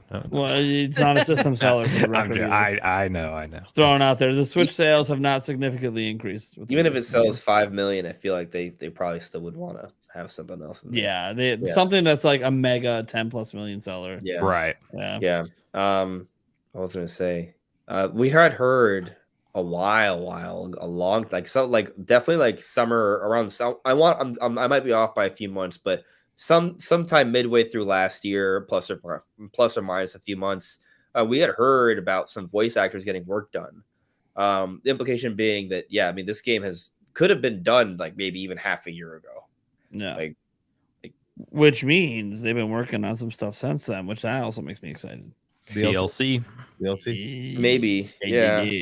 Yeah. So a thought crossed my mind, and I don't want to go in this direction, but we're going. But you are. See, Yeah. you can't say I don't want to when you're the one taking it there. Yeah, well, it's happening. Take me home, Andres. Let's go. What we got? When I first saw the footage, and I was impressed by the gameplay, but disappointed by the visuals, which we made that very obvious. Yeah, Right. right. It's not Game Boy. We know. But I got the sense of like, man, this needs to be on a Nintendo Switch too, right? Oh, here And we go. it made me kind of wonder, like, hey, is this like, do they have another build of this game? Because the footage looked really good. They probably do. I'm not going there. The performance patch for the hypothetical Yeah, Switch 2. I think the problem with that The is 4K 60 FPS patch coming. Yeah, I mean, I think it would look great in that, but the other problem is that I think you gotta have your base Switch version. The look and run well. screenshots and certain things look way better than this look. Yeah, like that might have been Switch 2. I'm not saying that's what it is. I'm just I think it's not crossed my mind. But if they do that, are they reselling? Are you going to have to buy another $70 Zelda on Switch 2? Yes. No, I think it'll be a free upgrade or maybe like an upgrade tied to like NSO accounts. Here's what it's gonna be. I'll tell you right now. You either can buy the game all over again as like some deluxe version for $70. Comes with the DLC. Comes with the DLC, or it's included with the purchase of the DLC. Yeah, because Nintendo's going to have a tough time keeping up with their release schedule because they've had all this Wii U stuff that only me and like 5 other people played to just spit on and then put it on the Nintendo Switch. And that's going to be interesting for the next system. Which, by the way, I'm cool if it's included as part of the DLC, but not the selling point. I probably saw you online at some point. Oh, man, the Miiverse. I was street passing like crazy. It was awesome. Yeah. I miss those. I mean, Nintendo was very wacky and creative in the Wii U, and I don't think they'll ever be the same. Like, we'll never get another Bitomo or another Nintendo Land. They're just not that weird anymore. We don't have Satoru Iwata anymore. May he rest in peace. Yeah. He was the kind of leader that would just, you know what? That sounds like a fun idea. Let's do it. It's not going to sell well. No one, in the end, people are going to forget about it in 20 years. But for those that were there, yes. I got another angle to throw at you. And actually, I was going to do this angle, but then for whatever reason, my brain forgot and then went to the Switch 2 angle. So this is the actual angle I wanted to go in. Game Boy. Sort of. So. No, that's a shot in the dark. Game Boy. Here we go. Not really. When I say what it is, you're like, how is that really a Game Boy? Not really. Game Boy Advance, maybe. It may be just another game. It's just another Zelda game. I'm kind of getting at here because it took them a really long. But you kind of have to look at Tears of the Kingdom from a very negative perspective to think of it this way, right? So yes, if you look at Tears of the Kingdom as like not that significant of a sequel, if you look at like the engine, it's not that vastly improved. Like you really have to have like a negative sort of like skepticism about this game to think this. But if you kind of look at all that and think, man, they didn't get that much done in 6 years, it really makes you wonder, what have they been working on? So I speculated for a little bit, for a brief little bit, because I still think Tears of the Kingdom is going to be the GOAT. But for a brief little while, I was in a dark hole where I was like, man, they could have done more. So what if they did? What if they only used part of their team to finish Tears of the Kingdom up in 6 years, and they've been simultaneously working on another Zelda game to come out maybe, say, 3 years from now? And that is their premier Zelda title for the next system to come out mid-life cycle. You mean like a remake or a brand new game? No, like a brand new game. Brand new. Like a brand new game Like 3 new years engine, from now. 3D, Yeah. probably still open world, but different looking graphics. Right. All And that kind when of you stuff. consider that Tears of the Kingdom may have been done as of last year, and you consider this very negative perspective that maybe they weren't all hands on deck for Tears of the Kingdom for the entire time, that seems maybe possible. Now, I think the answer is no. I think the answer is expect the next game 6 or 7 years from now. But I'm just kind of throwing it out there. How feasible does this sound? Like, is it something that you'll entertain? I don't think it's impossible, but I do think that mainline Zeldas are now 5 years plus apart at the bare minimum, with no like pandemic happening or anything. Like it's probably at least 5 years. But here's the thing. I think they're going to use Grezzo and other teams to get some top downs in between now. Where I was going with that was my hope would, instead of it being a mainline 3D, well, it can be 3D, it can be anything, but it would be a new adventure, kind of like a Link Between Worlds. Even if it's a love letter to an old game, it's still going to have a brand new mechanic, brand new, whether it's top down or not. It's going to be clear that it's the Zelda game that would have been developed for the handheld if we still had a handheld system to sell. And if they do that alongside each other, and that's like 2 years out past what Tears of the Kingdom releases, I'm more than happy. I don't want to see those type of projects die because we're in this hybrid environment. So it would be interesting to see. Yeah, I think we should probably get at least one new. We got to get at least one new 2D Zelda. We still have Twilight Princess and Wind Waker. So, the way I see it, what they'll use to bridge the gap between Tears of the Kingdom and the next Zelda is DLC. Hyrule Warriors, Age of the Kingdoms. Oh God. I hope they just move on to another type of spinoff instead. But you got DLC, you got Twilight Princess and Wind Waker, you have a 2D Zelda. I think maybe we could see another remake. Maybe they go back to the drawing board for Ocarina of Time. I want Oracle Seasons, Oracle Ages to get the Link's Awakening thing kind of. A lot of people do. So, That would be killer. But what would you guys prefer though? Would you prefer a brand new 2D Zelda, or would you prefer a remake of Oracle of Ages and Seasons? I want new first, and then at some point in the future, I still want a remake of Oracle of Ages and Seasons. Yeah, I want remake. I agree.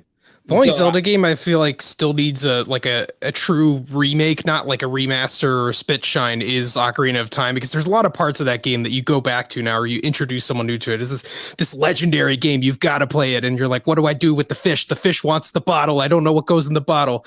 And if they could use a lot of the assets and world building techniques that they've got in Breath of the Wild that they've been building here in their own engine to recreate Ocarina of Time in more of an open world type of experience, a la Final Fantasy remake, I think that would be like worthy of their time. I mean, the thing is, like, if you have something like that alongside everything else we mentioned, it could really make the 6-year wait for the next Zelda palatable. Right. Okay. All right. But that Ocarina of Time remake would have to be. I mean, the problem is that Ocarina of Time remake is almost like its own new Zelda game, right? Yeah. I think it would still be smaller because Ocarina of Time is just not as big of a game. It just isn't. Of course, if they're remaking it, how much are they changing it? Especially if they are using a lot of the Breath of the Wild mechanics. So speaking of announcing new games, E3 dead. transition, or lack thereof. Yeah. So for those who missed, haven't really paid a lot of attention to the news.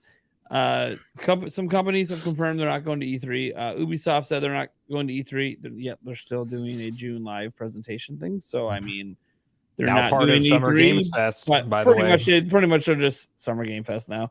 Sega confirmed they're not going to be there. There was like Andy Robinson or someone put out there that he thought E3 would be canceled any day now.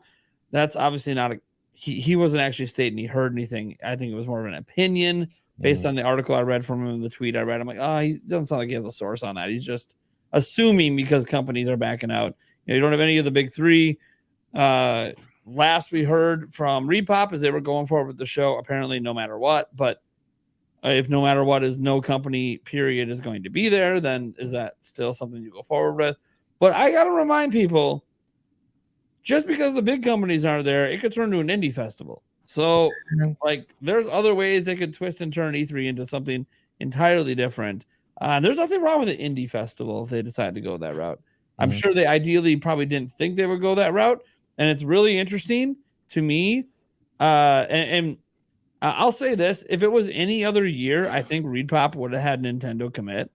If people don't pay attention to their pack shows and stuff that ReedPop runs, Nintendo is always there. They're always a big presence. So they clearly have a very good relationship with Nintendo. So for Nintendo to be like early on, we're not going to be there. It's clearly a timing of we just don't have anything. So we're just not going to be there. However, if this would have been like last year, I think Nintendo probably would have showed up. You know, they had Splatoon, they had Xenoblade. So I think for Nintendo, it's a timing thing. But the unfortunate part is if they would have been a better timing and Nintendo would have been there, I don't think E3 would have went away because I think some companies like Sega would have then, oh, Nintendo's there, we'll be there. Mm-hmm. Oh, Sega's there, Nintendo's there, Ubisoft will be there. So because none of the big three are there, we're seeing this topple down effect that I don't think E3 can recover from. Now, we've been saying E3 is going to die for a long time. I don't know that this is the last hurrah. Like if it gets canceled this year, I think they might attempt it again, assuming they can get at least Nintendo to commit. I think Nintendo and Microsoft would come back. Microsoft, here's the thing. Microsoft is still doing demos. They're still doing exactly what they did during E3. They're doing on-stage demos, and they're doing a presentation in the Microsoft Theater, which is all they've been doing at E3 for years. They weren't in the convention center. ReedPop, apparently, this is just what I've heard, wanted Microsoft to bring it back in. They wanted to be like, no, this is too disconnected. I know you're right next door, but we want you to be in the convention center again. Like, bring it back to where everyone is. And Microsoft is kind of like, nah, we save a lot of money doing it in our own house. We're just gonna do it there. Love you. Peace out. And that seemed to be why that didn't go down. And the problem E3 has at the moment, it is Summer Game Fest. Not because Summer Game Fest is now starting to hoard all the game announcements. They're now starting up a demo event. And if companies start committing to Jeff Keighley versus them, Jeff Keighley's event could literally just end up being what E3 was. Because what people don't remember, Jeff Keighley used to run E3. He used to be the person on the board at the ESA directing the way E3 was going to be.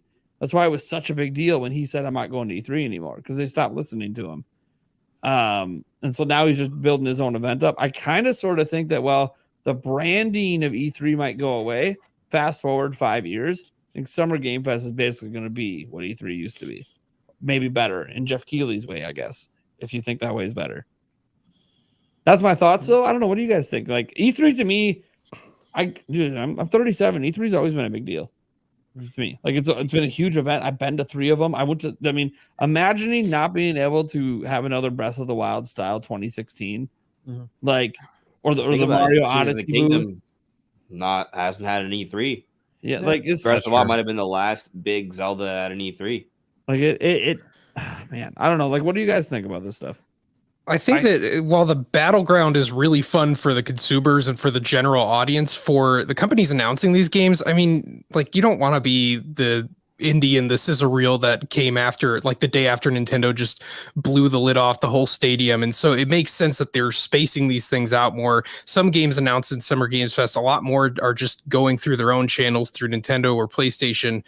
And I think it's just dead in the water, because obviously it was necessary in the olden days because you needed someone to help broadcast your message. But now it's just, as simple as streaming on YouTube as we're doing right now. Yeah, part of it is kind of like, in this day and age, E3 has become less and less important, right? We all have phones on hand. We're readily accessible to the internet. Like, companies just can rely on streaming things. Like, it's kind of funny, but in a way, Nintendo kind of killed E3 when they started doing directs, because they didn't have to have live conferences anymore. And the directs are better. They're shorter. They're concise. It's not like an hour to 2 hours of just filler nonsense. It's directs are more fun by comparison. And then other companies started following. I don't know if I'd say directs are fun. They're just more direct. They're not as fun as they used to be in the Wii U. Like the Wii U days were fun. Like you don't get moments like Twilight Princess 2004 in a direct. It just doesn't happen. You also don't get the hilarious meme fest of Wii music. Like it's cringe, Wii but it's hilarious. Wii music is fun in retrospect. Watching it was hilarious. Come on now. It was a moment in internet history, to be fair, because nobody had ever seen anything that ridiculous on stage. Like and some PR manager approved that. So that's another, you got to think about that. That went through testing. Yeah. That went through test audiences. Here's one thing I equate it to, and this is just the more nostalgic part of me talking. I love the brand E3 because I grew up with it, looking forward to it every year. But the one thing that I feel like misses from these digital presentations and that cannot be recreated, and I can talk to this because I'm a pro wrestling fan and watched WWE through the pandemic, which was god awful, by the way. Yeah, virtual faces on the screen all around you're already suspending your disbelief for what's going on, right? But now you double suspend it. Makes everything, because whenever you see that huge move connect and there's no crowd reaction, it just falls flat on its face every time.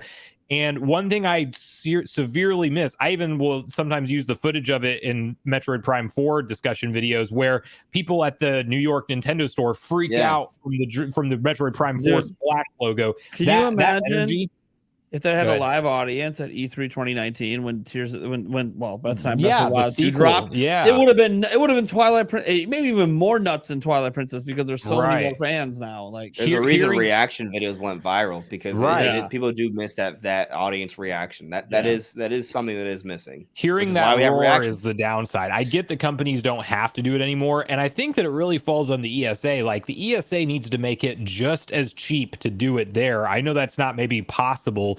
With renting buildings. I mean, move it from LA then. You know what I mean? Like do something to make it make sense for these companies to actually be a part of it, because the fact that Microsoft is doing it right in the same area but not a part of it with E3, that says a lot about probably the cost that's involved, and that Nintendo's like, well, we don't got big stuff to market, so we're going to dip out. And I think you're right, Nate. That caused all the dominoes to fall out essentially. Well, hang on, if the big guys aren't going to be there, how many people are going to come? We're going to rent all this space and we're going to pay all this money, and how many people are even going to be there if the big three are nowhere in sight? And Sony's not been there for years, but I think if they did it right, they could bring it back in a really fun and exciting way for the digital age, plus people who grew up with it, who want to have something physically to go to. Because unlike you, Nate, I didn't get to go to any E3s, and that's always been on my to-do bucket list item for me. So I will be very sad if it goes. That said, I'm not opposed to Summer Games Fest becoming E3 if it actually does do a good job at becoming I like that Summer Game Fest, the main presentation of it's the live show. It's still live. Yeah. And it went like it kind of reminds me because it kind of follows up the whole the Game Awards being a live show. Like, hey, they got the Xbox Series X announcement at the Game Awards. Right. Like, and the crowd was just like, their jaws were to the floor. Like, did you really just get the first next generation console reveal? Like, that is insane. So I do think that Jeff Keighley, I think, has that understanding that there is something about a live audience that's just different and brings a level of excitement to the industry. The problem I think he runs into with his events is there's too many developers in the house, not enough media, which tends to be more like fans. And they get the most excited over these announcements versus developers that are like, yeah, we already talked to each other. We already know everything that's happening. And so maybe that's something he'll look into as he's working on this in-person event. Like, people, like a lot of the E3 press conferences are super exciting from the past, but I mean, E3 itself is technically like a trade show. Like, the point of it's to play the demos. Mm-hmm. Like, it's to go hands-on. And I know that they can present it still in beautiful ways, of tree houses and all these different gameplay ways, but none of that is independent opinions. It's all curated, which is great for the companies, but for consumers, they like to have that independent hands-on. And without an event like E3, there really isn't much beyond the very elite media that get invites to play things. Yeah, and that's That kind of part the double-edged sword of the live audience. Like Nintendo doesn't want another Wii Music, PlayStation doesn't want a giant enemy crab. Like they don't. Having worked for a PlayStation bunch did of giant themselves companies, like so many companies are they're risk averse, you know, and especially Nintendo, they're so conservative. They would rather control their messaging than have more reach. Who at Sony, because the final E3, who at Sony thought it was a good idea to start out with a giant musical number and then everyone has to move venues and we have to wait 45 minutes? Like, Yeah. who approved that? Mhm. That is the dumbest idea I've ever, like, Sony, we're leaving E3. Yeah, because you're out of ideas, because that was bad. That was really, just show the damn games. Mhm. Like, what are you doing? You have As- amazing games. As Show the damn silly games. as silly as it sounds, I think almost a better environment would be to have the presentations pre-recorded on a giant screen and have a theater of people that watch it that are there physically live. And then, you know, there's somewhere a camera recording. So if you do want to watch that live audience reaction, you get that option. And if you're watching at home, you just watch it direct. Like, I don't know. I think there's a best of both worlds scenario somewhere in there. And they if could somebody still have does like it a correctly. few representatives there. If there could be maybe a Q&A that happens after the direct or before the direct or whatever, Or like, Right. company's doing it. or like Yeah. even because like some of the moments that are really cool, like if you know it's going to be a banger moment, like it's a new Pokemon, it's a new Zelda, it's a new Mario, like you have that, but the live presentation still matters, because as that's happening, you know, like Miyamoto walks on stage, you know, pulling the sword out his back kind of thing, getting those epic moments that you just can only get with a live show versus doing that through the digital presentation. And then you give us YouTubers, like, are we watching the direct feed or are we watching like the feed of the audience? I don't know what we're doing. We're doing it both. We're gonna sync them up somehow. I don't know how.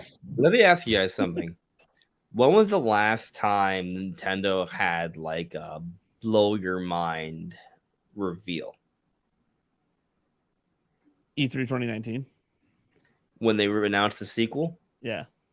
So I was screaming a lot when that happened. Metroid Dread, what was a really good one too. I mean, Yeah, I mean those were hype. But I guess I think that's more targeted. I guess though. what I'm getting at is that Metroid Dread was amazing that they announced it, but it's also like it's probably one of the most impressive 2D games there is, but it's a 2D game, right? Like I'm kind of thinking like a kind of game that Nintendo shows off, or like, holy smokes, like this technology that they're showcasing here, we've never seen anything like this from Nintendo, right? And the problem with the 2019 trailer for Tears of the Kingdom, it was just a teaser, you know? But it was like- a teaser of a game no one knew was being made. it blew Nate's mind so much that he told Doug Bowser to shut up. So, I Yeah. mean, Yeah. there Yeah. is that. Yeah. I guess what I'm Like- getting at is that I'm kind of like, I want to see the next like Breath of the Wild moment where they showcase this massive world, like when they did it back in 2016, or no, 2014 was it? Yeah, 2014. I mean, Mario Odyssey sort of pulled that sort of thing back in 2017 when they finally did the full reveal of it. yeah, but they did like a Early soft days. tease before with the Sure, Switch yeah. first They look, teased like so, it exists, but like what is anyone that? who knew what they were talking about knew that was real. Yeah. Well, to be fair, we don't know what Metroid Prime 4 looks like, so maybe that's the next Yeah. upcoming so world. I realize I'm being really picky here, right? Because there's been Yeah. tons of exciting announcements all throughout the Switch generation: Smash Ultimate, Metroid Dread, Tears of the Kingdom, like there's Kirby been and the so many- Forgotten Land, baby. Kirby and the Forgotten Land was huge, right? Pokemon Legends Arceus. Yeah, that that, was too. massive. That was a big moment huge, for yeah. me. That was pretty cool. That was yeah. massive at the time. Yeah, there's definitely been some pretty damn good announcements. I guess I just kind of like, I'm waiting for that trailer that comes out of nowhere that showcases like the next big AAA Nintendo game that kind of blows my mind. Like It's Donkey graphically. Kong. It might be. It's Donkey It might Kong. be. It could be. It could be. It could be. be. Or What- the next Mario. Whatever's Prime 4. next, Yeah. whatever's New next on IP. that front though is New likely. We're talking about Switch 2, likely, Yeah. or the new. You know what I Yeah. mean? Like we're probably Yeah, not yeah. going to see anything that's mind blowing on Switch. New IP. Well, Prime 4 might Could be new IP. too. Don't Prime big 4 up that might- retro Prime 4 will game. blow his mind. That's for sure. Well, Prime Remastered. Oh yeah, Prime Master already did it. Yeah, so Prime that already. 4 I mean, that was my last. Prime 4's got some I mean, I shoes to pretty fill. much cried during that trailer. So Yeah, I was Prime waiting for Remastered so long. crazy. But yeah, Mhm. it's I mean, shout for out some, Pick, yeah, for some Doggy. people, it is Pikmin 4 is pretty Yeah. For impressive. people that too, have been yeah. waiting for Pikmin, like that was a pretty big deal just to even know that it's happening. You know, I mean, when you that think it about wasn't it, a Hey Pikmin game. You know, the February Direct was actually pretty good because we had some pretty big deal trailers for us hardcore fans, like the Pikmin 4, the Prime Remastered. Tears of the Kingdom. I mean, the second knew about it, but it was a half good of trailer. that direct Yeah. was just that was awesome. Right? How did Yeah. I don't even remember the beginning. Pikmin was the beginning. Pikmin was Okay, the that opener. was the beginning. That was Yeah, the beginning. yeah. So yeah, Yeah, I always remember the beginning because of the Pikmin. the Xenoblade trailer was cool. Yeah, too. they did Pikmin, Xenoblade, then it was the fashion designer, and once it hit that, it kind of hit a lull for like 10 minutes. I They always honestly find some of thought those. that most of the games during that direct were solid looking. Yeah, they were. Yeah, Except yeah. for fashion designer. Well, I mean, it's probably fine for people that are into it. It's just Right, you know, yeah. My I know. 6-year-old daughter would freak out about Yeah, my that game. daughter- Yeah. My It's daughter. it's about you know, it's just not for me, but yeah, someone likes that stuff. And then there's this other game. Was it Fantasy something? Fantasyland or something like that. It looks like an RPG. The farming sim. No, it's an RPG mixed with Animal Crossing type of game, like the same kind of. Yeah. The problem is there was like 3 of those that were like had some sort of like town building element. Yeah. All I know is the next game that's gonna do it. You know what? I'm gonna say I did have a moment with a recent game. It was at Summer Game Fest last year. Plucky Squire. Oh yeah, Plucky Squire. Choo Choo I Trails. almost fell out of my seat. yeah. Plucky Squire looks. That's freaking- And not at for first I was Nintendo, like, is it? "Oh, this looks cute. This No. looks interesting." And then it does this thing, and I'm like, "Wait a second, what is this game right now?" Trying to remember what that looks I like. went nuts when Different it. art styles, doesn't it? You have to get past like the first because it just looks like this little cutesy game, and all of a sudden it just does this thing, and you're like, "What is that? I need." It more." looks 2D at first, but it's not. You just wait. It's great. I'm looking at screenshots and I can.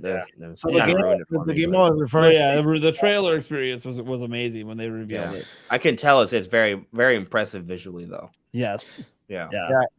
Even the 2D parts are very impressive visually. Yep, The 3D, yeah. but for those who haven't seen it, just imagine if Link's Awakening was an open world 3D Zelda. It blew my mind. I was like, wow, I haven't been like that mind blown by a new IP in a long time. I'm like, yes. I will say, I should say Astral Chain was pretty, but also when they revealed Astral Chain, I was kind of like, that's a typical Platinum game. That was the first thing that crossed my mind. I mean, it's going to be very damn good. Hardly anyone's going to play it. It's going to review very well. It's What, like a typical million or Platinum two? game. Sold like a million or two. Yeah, It's and not we bad. still don't It's have not Astral bad Chain for a 2. new IP. So, I mean, Well, I mean, we just got Bayonetta 3, so I think we're gonna have to wait a little bit for Astral Chain. maybe. Maybe what if it comes out this year? There's a lot of games that Maybe. could fill up the second half. Nintendo has a huge. Yeah, like Huge F-Zero range GX right there. now. While we're on the topic of E3, I think it's a fitting Every month. question is: does Nintendo hold a summer presentation, or do they give us a partner direct and we're waiting until September No. again? I think we need to get they need- a summer direct. Yeah, they need. Because there's some- nothing announced. I think they go deeper in on Pikmin, and that's about it. What comes out after though? There's I believe in the literally no gap. announcements. I believe in the gap. I think whatever they're working on, like let's say, so they've already used up Zelda. There's no because that big oomph at the beginning of the Switch's life cycle was that Breath of the Wild was there. Now it was also on Wii U, but Wii U might as well not have existed. They've got their Zelda game. They'll port it over to the new system, but they need something like huge to launch that with. And it doesn't seem like they're going to launch the system until at least March. And so either like Prime 4 or Donkey Kong are probably one of those games. Let me ask you a question. Why do you think it's not coming out until at least March? I think they want something predictable that worked for them before, and they don't want to get into the heyday of like competing with Sony's marketing campaigns over the winter. Spider-Man's going to be huge. I don't think they want that smoke. And Zelda will give them a little bit of momentum as well as Pikmin. Okay. But I don't. I'm just. Yeah, Yeah, we'll see. That's my thought. We'll see. Hey, Yeah. You guys got the sources. What are the sources saying? Well, Mm-hmm. we don't. The thing about sources is that you don't know until you know. I'll say that I'll say that the argument for 2023 is not out yet. I'm not saying it is. I'm not saying it's happening this year, but I'm saying that it's I think it's still in the cards. There's a lot of reasons why, but I think it's very much in the cards.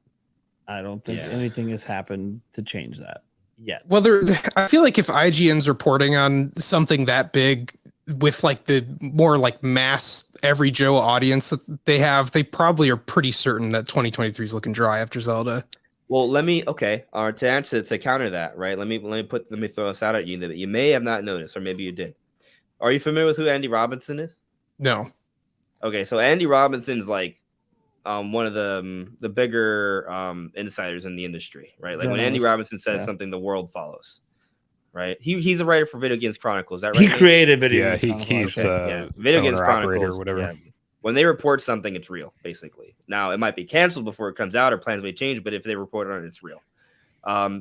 Earlier in the year, which is maybe why IGN is saying this, Andy Robinson said that it's looking like after Tears of the Kingdom, it's going to be dry for a while. More recently, Andy Robinson has actually rescinded those comments and has said that it just looks like there might be a little bit of a dry spell after Tears of the Kingdom, but that there is a lineup picking up for the rest of this year. I'm paraphrasing here, but it might just be later, or that we might have to wait a little bit. But yeah, but he's still insinuating 2023 is still right. Exactly. Are we talking like moist, like a few more Switch titles, or are we talking like slip and slide, like brand new system? Well, he said Nintendo lineup. That's open for interpretation. Yeah, he didn't specify Switch, but he didn't confirm or deny anything. I'll also tell you this. And I know a lot of people on the internet have interpreted this differently, but I feel pretty confident in my interpretation. It comes down to the Pokemon leak. So if you believe the Pokemon leak, and it's a big if, right? Because there are reasons why leaks may turn out not to be true. But when the Pokemon Presents happened, a few days before that all went public, there was a post, I believe, on Reddit that detailed everything about the DLC for Pokemon Scarlet and Violet. And we're not talking about vague claims. We're talking about very specific names and all of that. And like in the order it happens. Exactly. So basically they had to have at least seen the trailer. Right? So now it's possible that maybe they want to stir the pot and throw in some false information in there, which is why you still have to take it with a grain of salt. Plans can also change, right? So maybe this was a plan at first, or maybe they're misinterpreting what they've heard. So you still have to take it with a grain of salt, right? But if we assume what they're suggesting is true, the end of their post includes that they are working on a graphics enhancement patch for the second wave of the Scarlet and Violet DLC to launch on a next generation Switch.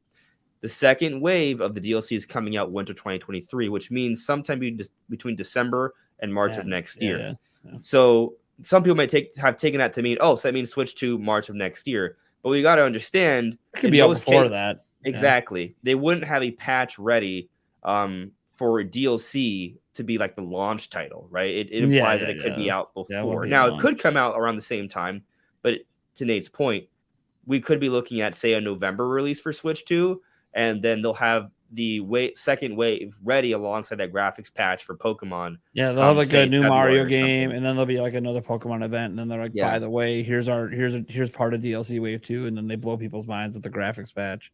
Right. And the other interesting thing to consider there is that typically, or at least based off how they handled their previous DLC wave for Sword and Shield, it was a summer DLC release and a holiday DLC release.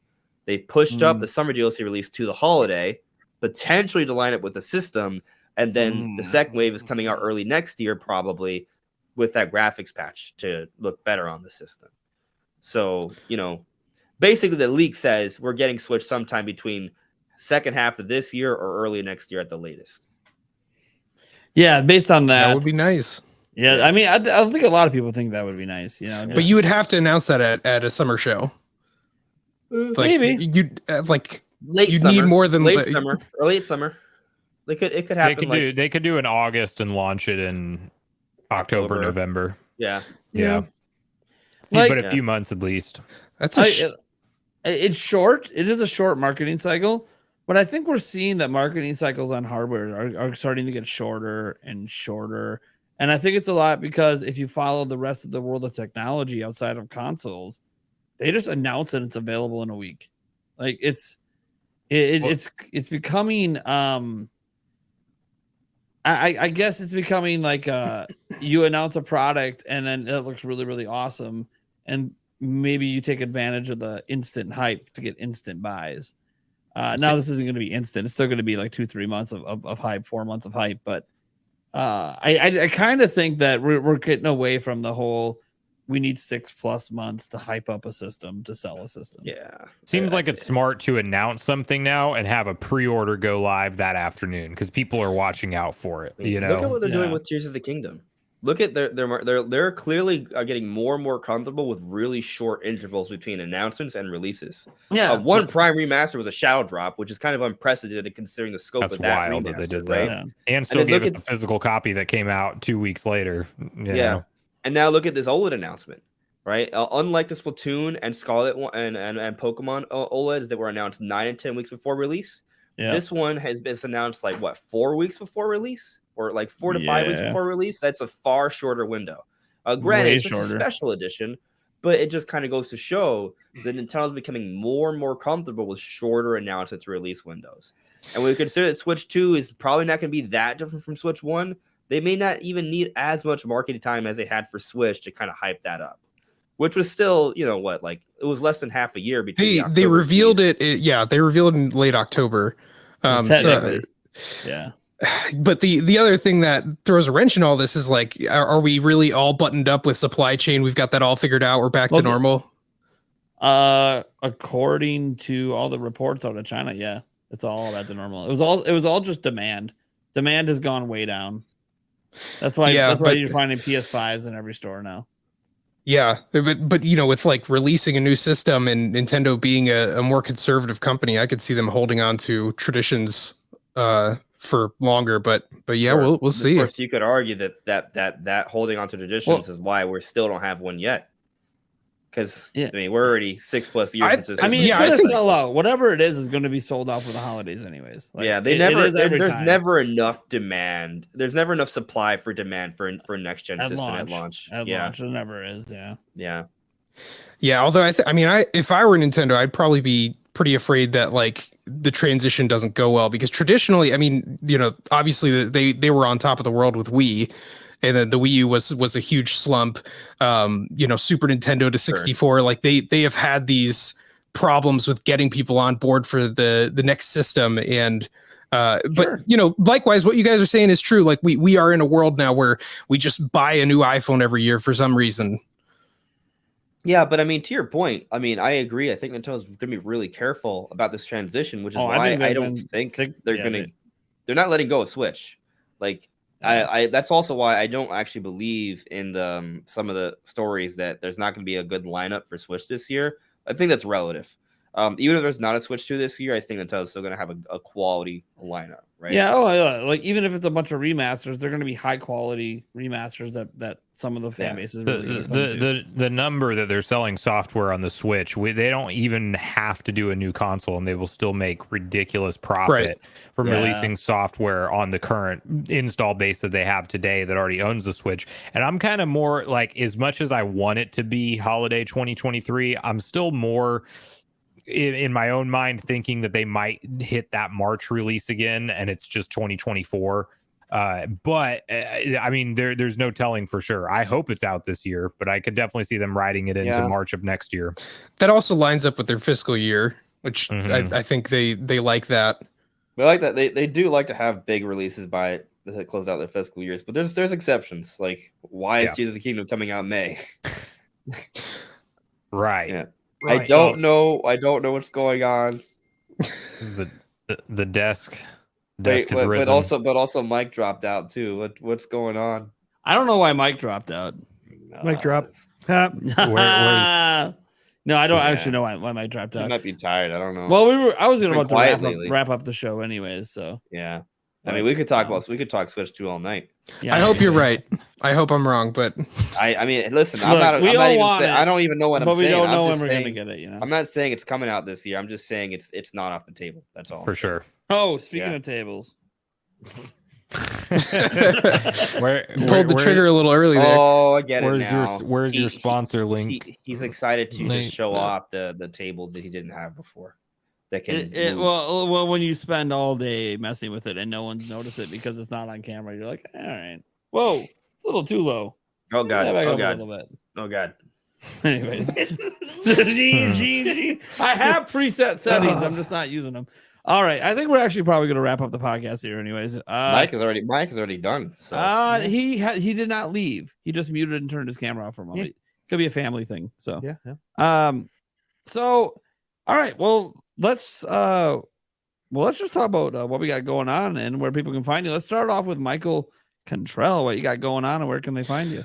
Yeah, so We the People, the WII, like the old dead Nintendo systems, We the People is the YouTube channel that I'm running now. I do a weekly podcast there, as well as some like opinion pieces on like Pokemon NFTs and if Donkey Kong is being absorbed into the Mario franchise. And would love to have you there. Would love to get to over 1,000 subscribers on the channel and turn the monetization button on.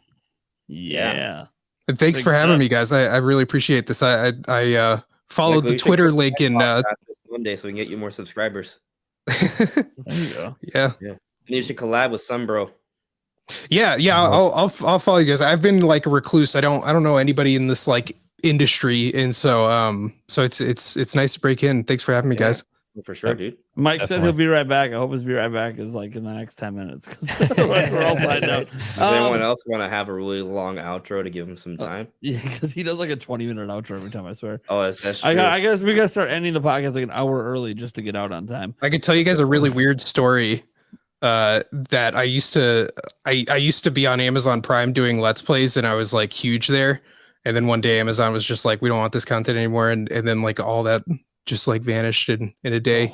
So it's like for some weird group of people out there, I'm a really big deal. I had like millions of views and stuff, and it's like they don't come to the next platform. You had your 15 seconds of fame, man. You were a big deal. It was it was a nice 15 months, but it was there you go. It was a nice deal while it lasted.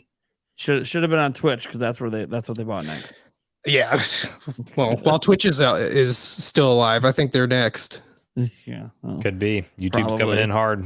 Yeah, they're cutting every creator's pay. It's like they can't figure out a way to make money. They just told people if you don't like the cut, Twitch, go stream on Kick. And I'm sitting there, I'm like, oh my god, you as a public company just told people to go stream somewhere else because you refused to give better cuts. You know what I kind of get, like, if I'm gonna make an analogy, I feel like YouTube is like Nintendo, right? Like people always keep saying, "Yep, Nintendo, this other company, it's newer, better, cooler." But at the end of the day, YouTube still sticks around. Nintendo still sticks around. See, not saying. I mean, Twitch is still going to be relevant, right? Like Twitch for a while, for a while. Yeah. Twitch has built their whole branding on you being live forever. And that's the huge problem. These contracts that they have their biggest people on, Ludwig came from Twitch to YouTube, doesn't have to stream half as much and gets way more views, way more interaction, because what YouTube is focused on is like producing a good show, not just like occupying people's time. Yeah, it's just a different thing. And like YouTube has found ways to stay relevant through everything. Like TikTok blew up. Well, then they did shorts, and then they monetized shorts before TikTok could monetize things. Yep. Which really encourages people on TikTok to be like, hey, I should be doing YouTube instead because I'll make money over there. So like YouTube, the amount of money is very minimal though. Well, it's still better than nothing. You say that. My short that one of my old shorts that still gets like 600 views a week over the last 2 months has already made like $80 and it's only getting 600 views a week. Like, that's not bad. I think the initial talk numbers. Yeah, well, dude, I always talk numbers. I think shorts are more of a awareness play. I get more subscribers from shorts than I get from regular videos. Yeah. My problem with shorts though is that audience doesn't always translate over to your normal videos. Sunbro, What do you got going on, and where can they find you? Well, on the Mike's topic of back now, shorts, so we're done yeah. wasting time. On the topic of shorts, I've started creating a couple. I only have a couple on the channel, but that's going to be one of my new side projects because you just Hell got to yeah. do it. But besides that, the main content and what I really care about you guys watching is the long form, and that is 6 videos a week, and they're all Nintendo focused topics. I mean, every now and then there's a one-off more Microsoft Activision Blizzard merger because, well, that's very, in my opinion, crucial for Nintendo as far as a major franchise coming over, and then I think that relationship will continue, but that's a different topic. Anyway, 6 different videos a week. One day I want to dabble into some different projects, but I'm not ready to talk about anything yet because I'm kind of at bandwidth capacity right now for what I can do. Yeah. But another great podcast. A lot of fun chatting with all you guys. So Nate, thanks again for having me. And I will be back hopefully sometime soon. Hopefully not like 6 weeks from now. We'll Granted, do to be it. fair, you were going to be on way sooner, but then PAX was going on. Exactly. By the way, Yep. next time we're going to a gaming event, you're coming with us. Oh, dude, if I could have been at PAX this year, I would have been there 1,000%. Yeah, like that's my goal for next year is to every gaming convention that's on the calendar that I'll actually be able to make it. So Except for MegaCon. Oh, here what we go. MegaCon? No, it's just kind of All right, let's move on. Mike Odyssey, where can they find you? What do you got going on? Well, I got Monday through Friday videos. I'm shooting for at least a video in the morning with the regular Odyssey news, which is Monday through Friday, and a video in the afternoon, which is basically a one topic video, normally a topic that's trending. After that, I'm still working on bringing back the podcast. Things are going on behind the scenes. But let's see what else. I have stuff, but I can't really think about it right now. I can't think about it. My head is Trying to make Zelda movie topics go viral every week. I mean, I love movies. I That's know. basically, believe it or not, that's You love movies. I love movies, and I love good movies. I read a lot on movies. I follow a lot of movie channels, and so that's why I bring it up. It's not that I'm trying to bring it to viral. Is that I like to bring the topic up because all of my followers are expecting me to make movies like that. I also released a patents videos today, which included a couple of patents. One has to do with VR, and the other ones have to do with a whole bunch of games and stuff like that. So that's fun.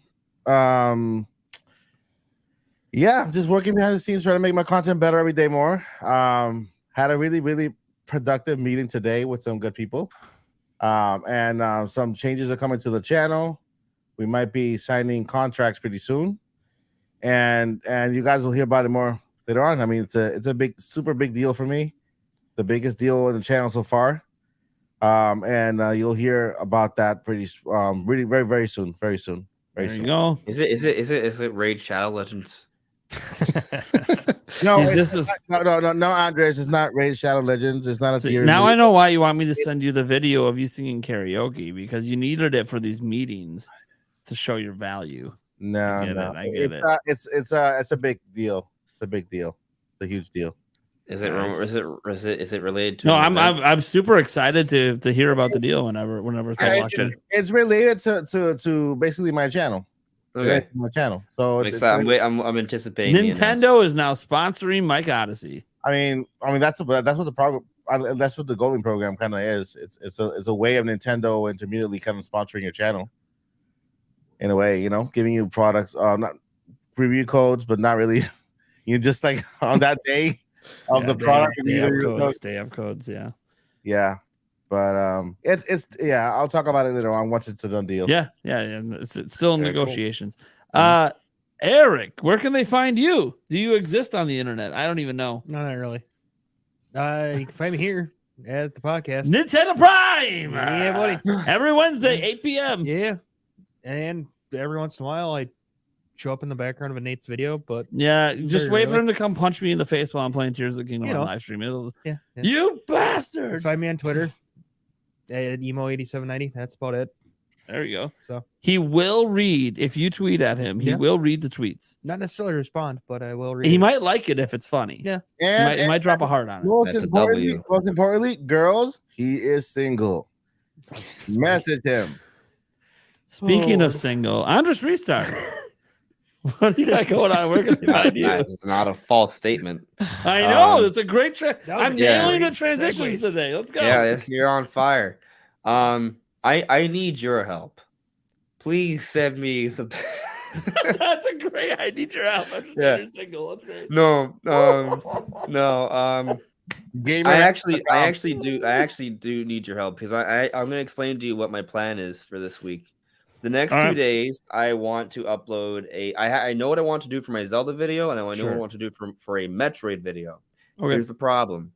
A lot of people are starting to think I'm a Zelda tuber, which is not the worst thing in the No, world. it's not the worst thing in the world. Yeah. But I don't want to fall into the trap of just being a Zelda tuber. absolutely. So right now I'm struggling. Do I put out the Metroid video tomorrow to kind of remind people, hey, Zelda's a big deal, but we talk about other things too? Or do I push up the Metroid video and talk about the Zelda video because I'm worried other people will talk about it before I do? Double down on Zelda while it's hot and do Yeah, Metroid the day after. That's what's happening right now. Yeah, Zelda's hot right now. Well, what happens if like That one video is not going to lock you into that though, or not? Yeah. It's been 4 straight days of Zelda, so that's why I'm like. I mean, look, you want to talk how many straight days of Zelda it's been? Just go look at my channel. It's literally like 29 of my last 30 videos. You can ride a wave of a topic though, and then shift it. It's not. Like, I'll put it this way: when Mario 3D All Stars came out, right, that entire month, every video was about 3D All Stars. That didn't really change the fact that people like Zelda or people like this or people like. Everyone sort of knows when you're heading into the release of a game, like you're going to kind of ride the hot button topic because that's what the people want. Once it's like, I understand you don't want to just have Zelda fans. I totally get that because I have a lot of Zelda fans on my channel. Zelda fans are the best fans because I'm a Zelda fan. But they still tune into my other content. So like you just don't really worry about ride that wave.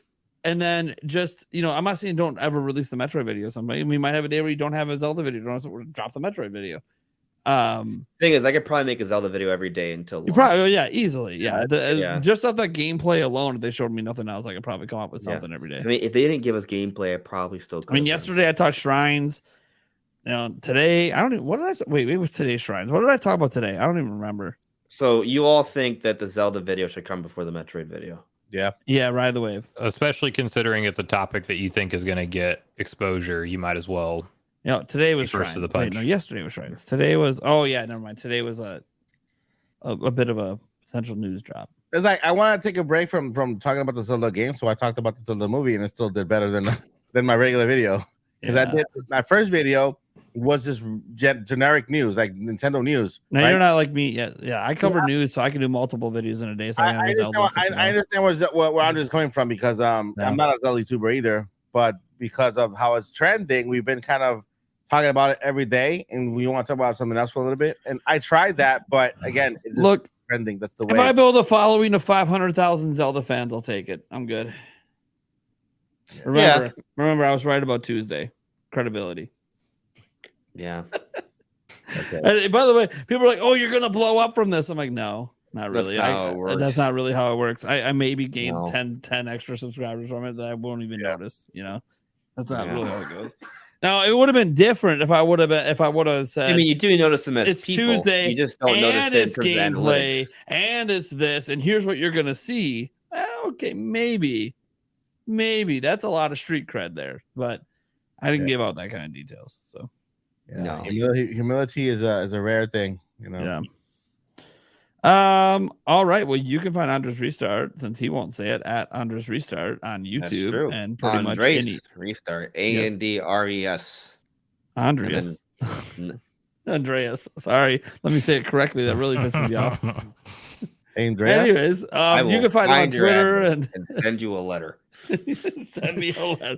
Sternly worded letter. Sternly worded letter. Yeah. All in bold. Obviously you could find me right here on YouTube, Nintendo Prime. Pretty much everywhere Nintendo Prime, or it's Ninty Prime. Sometimes there's an underscore, like I think the Instagram or TikTok, one of the two is an underscore. I'm not really on those platforms as much, but if I happen to make a short for YouTube, I'll throw it up on Instagram and TikTok as well, because why not? You guys know what's up. We do podcasts, we do news. We do discussions, opinions, all that stuff. It's basically all built around news. I don't do a ton of theory videos or stuff like that. I used to a long time ago, but honestly, I don't really. I feel like it's not the best use of my time. I feel like I've been covering news in this space, not just on YouTube, but outside of YouTube as a journalist for over 20 years. So that's what I'm really good at. So that's what I'm going to stick to. And I You come enjoy for me it. for theories. Yeah, you go to compliment Andres' theory. Yeah, he very much compliments the channel. Like he'll take even something like I'll talk about something dropping Tuesday, and he'll be like, yeah, but I got a theory about that. And then he'll just build on top of it. It's great. That's why we all work. You got Mike over there right now. I've been doing a lot of single topic, sometimes 2-topic videos. Mike over there has got his little quick news bit. He does it first and then the big topic. It's all like a nice blend. You got some bro over there. Just, dude, I don't know what he does, but every time he drops a video, it just pops off, and I love it. I love it. So dude, you're doing awesome, man. And then obviously we have Mr. Michael Contrell down there. Hey, we got him over 500 subs. One step closer to that 1K we're trying to get him to.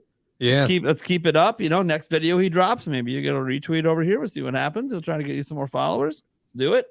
Point out that you have a goal, by the way. You point out you have a goal in a tasteful, quick, but real way. People will feel that. Yeah, it's like, after the 1,000, I'm like, I'm just fine. I just want to like hit the button because it hurts a little bit to have a video of like popped off and got 50K and you made YouTube's nothing. like, we'll keep all that. You're monetized on this other channel, but we have to re-verify you under this subscriber number that we don't even value in the algorithm anymore. Yeah, it's whatever. Right. Anyways, you can find the Channel Prime podcast as well on every audio platform. I'm pretty sure. Like we're even on certain radio apps now, and I believe I heard an episode get played on XM radio like a month ago. I don't know why. I don't know what happened, but all of a sudden I'm flipping through XM radio. I'm like, why do I hear myself? It's through iHeartRadio. It happens through iHeartRadio. Yeah, because we're on iHeartRadio. That's how it happened. We got on XM because they just play random stuff, and I was like, huh. Do I get a paycheck from that? That'd be sweet. No, I get nothing. Nothing. But no, it's cool. It's really nice to see that the podcast has been doing absolutely incredible. I want to thank everyone for tuning in. We've been having 250 plus people watching every single episode live, which is insane. Right. The podcast numbers are way up, over 4,000, 5,000, 6,000 some episodes. It's awesome. Thank you guys for being here. Thank you, obviously, to everyone who comes on the show, Mike and Andres especially for being on every single week. Eric, I think he's just attached to me, so he comes with pretty much. Shout outs to Eric, by the way. Eric was like our guide / bodyguard / driver / chauffeur / mentor / tried to kill Mike on accident. That was I'm still questioning if it was accidental. It was. I thought I heard Mike sitting in the back seat. That's why. You heard Mike talking because he talks loudly. Yeah, that's very true. Yeah, when we're with Eric, we're like a pack of bumbling idiots, and he's like our everything. Oh my god! Whoa! Now, not in a romantic way. Yeah, right. I mean, you're both single, so whatever happens. That's not my problem. Let's not make this weird. You know who I am, right? I think it gets weird every show. And Eric was the only grounded person there. Everybody, all of us were like, "Woo!" Yeah. Yep. Dude, I partied with Jake Randall. There's stories. Yeah. There's stories for days there. There's a reason Jake Randall may not come on a future podcast because I think I can now destroy him more than he can destroy me. There was a lot revealed that evening. The 2-inch destroyer, everyone. Anyways. The 2-inch destroyer might get destroyed, is what you're saying? Yeah, you might get destroyed. All right, thank you guys so much for tuning in. You guys are amazing and awesome. We'll catch you same time next week. In April, our first show in April. Heck yeah. Never give up. Peace. Cheers. Bye, everyone. Adieu.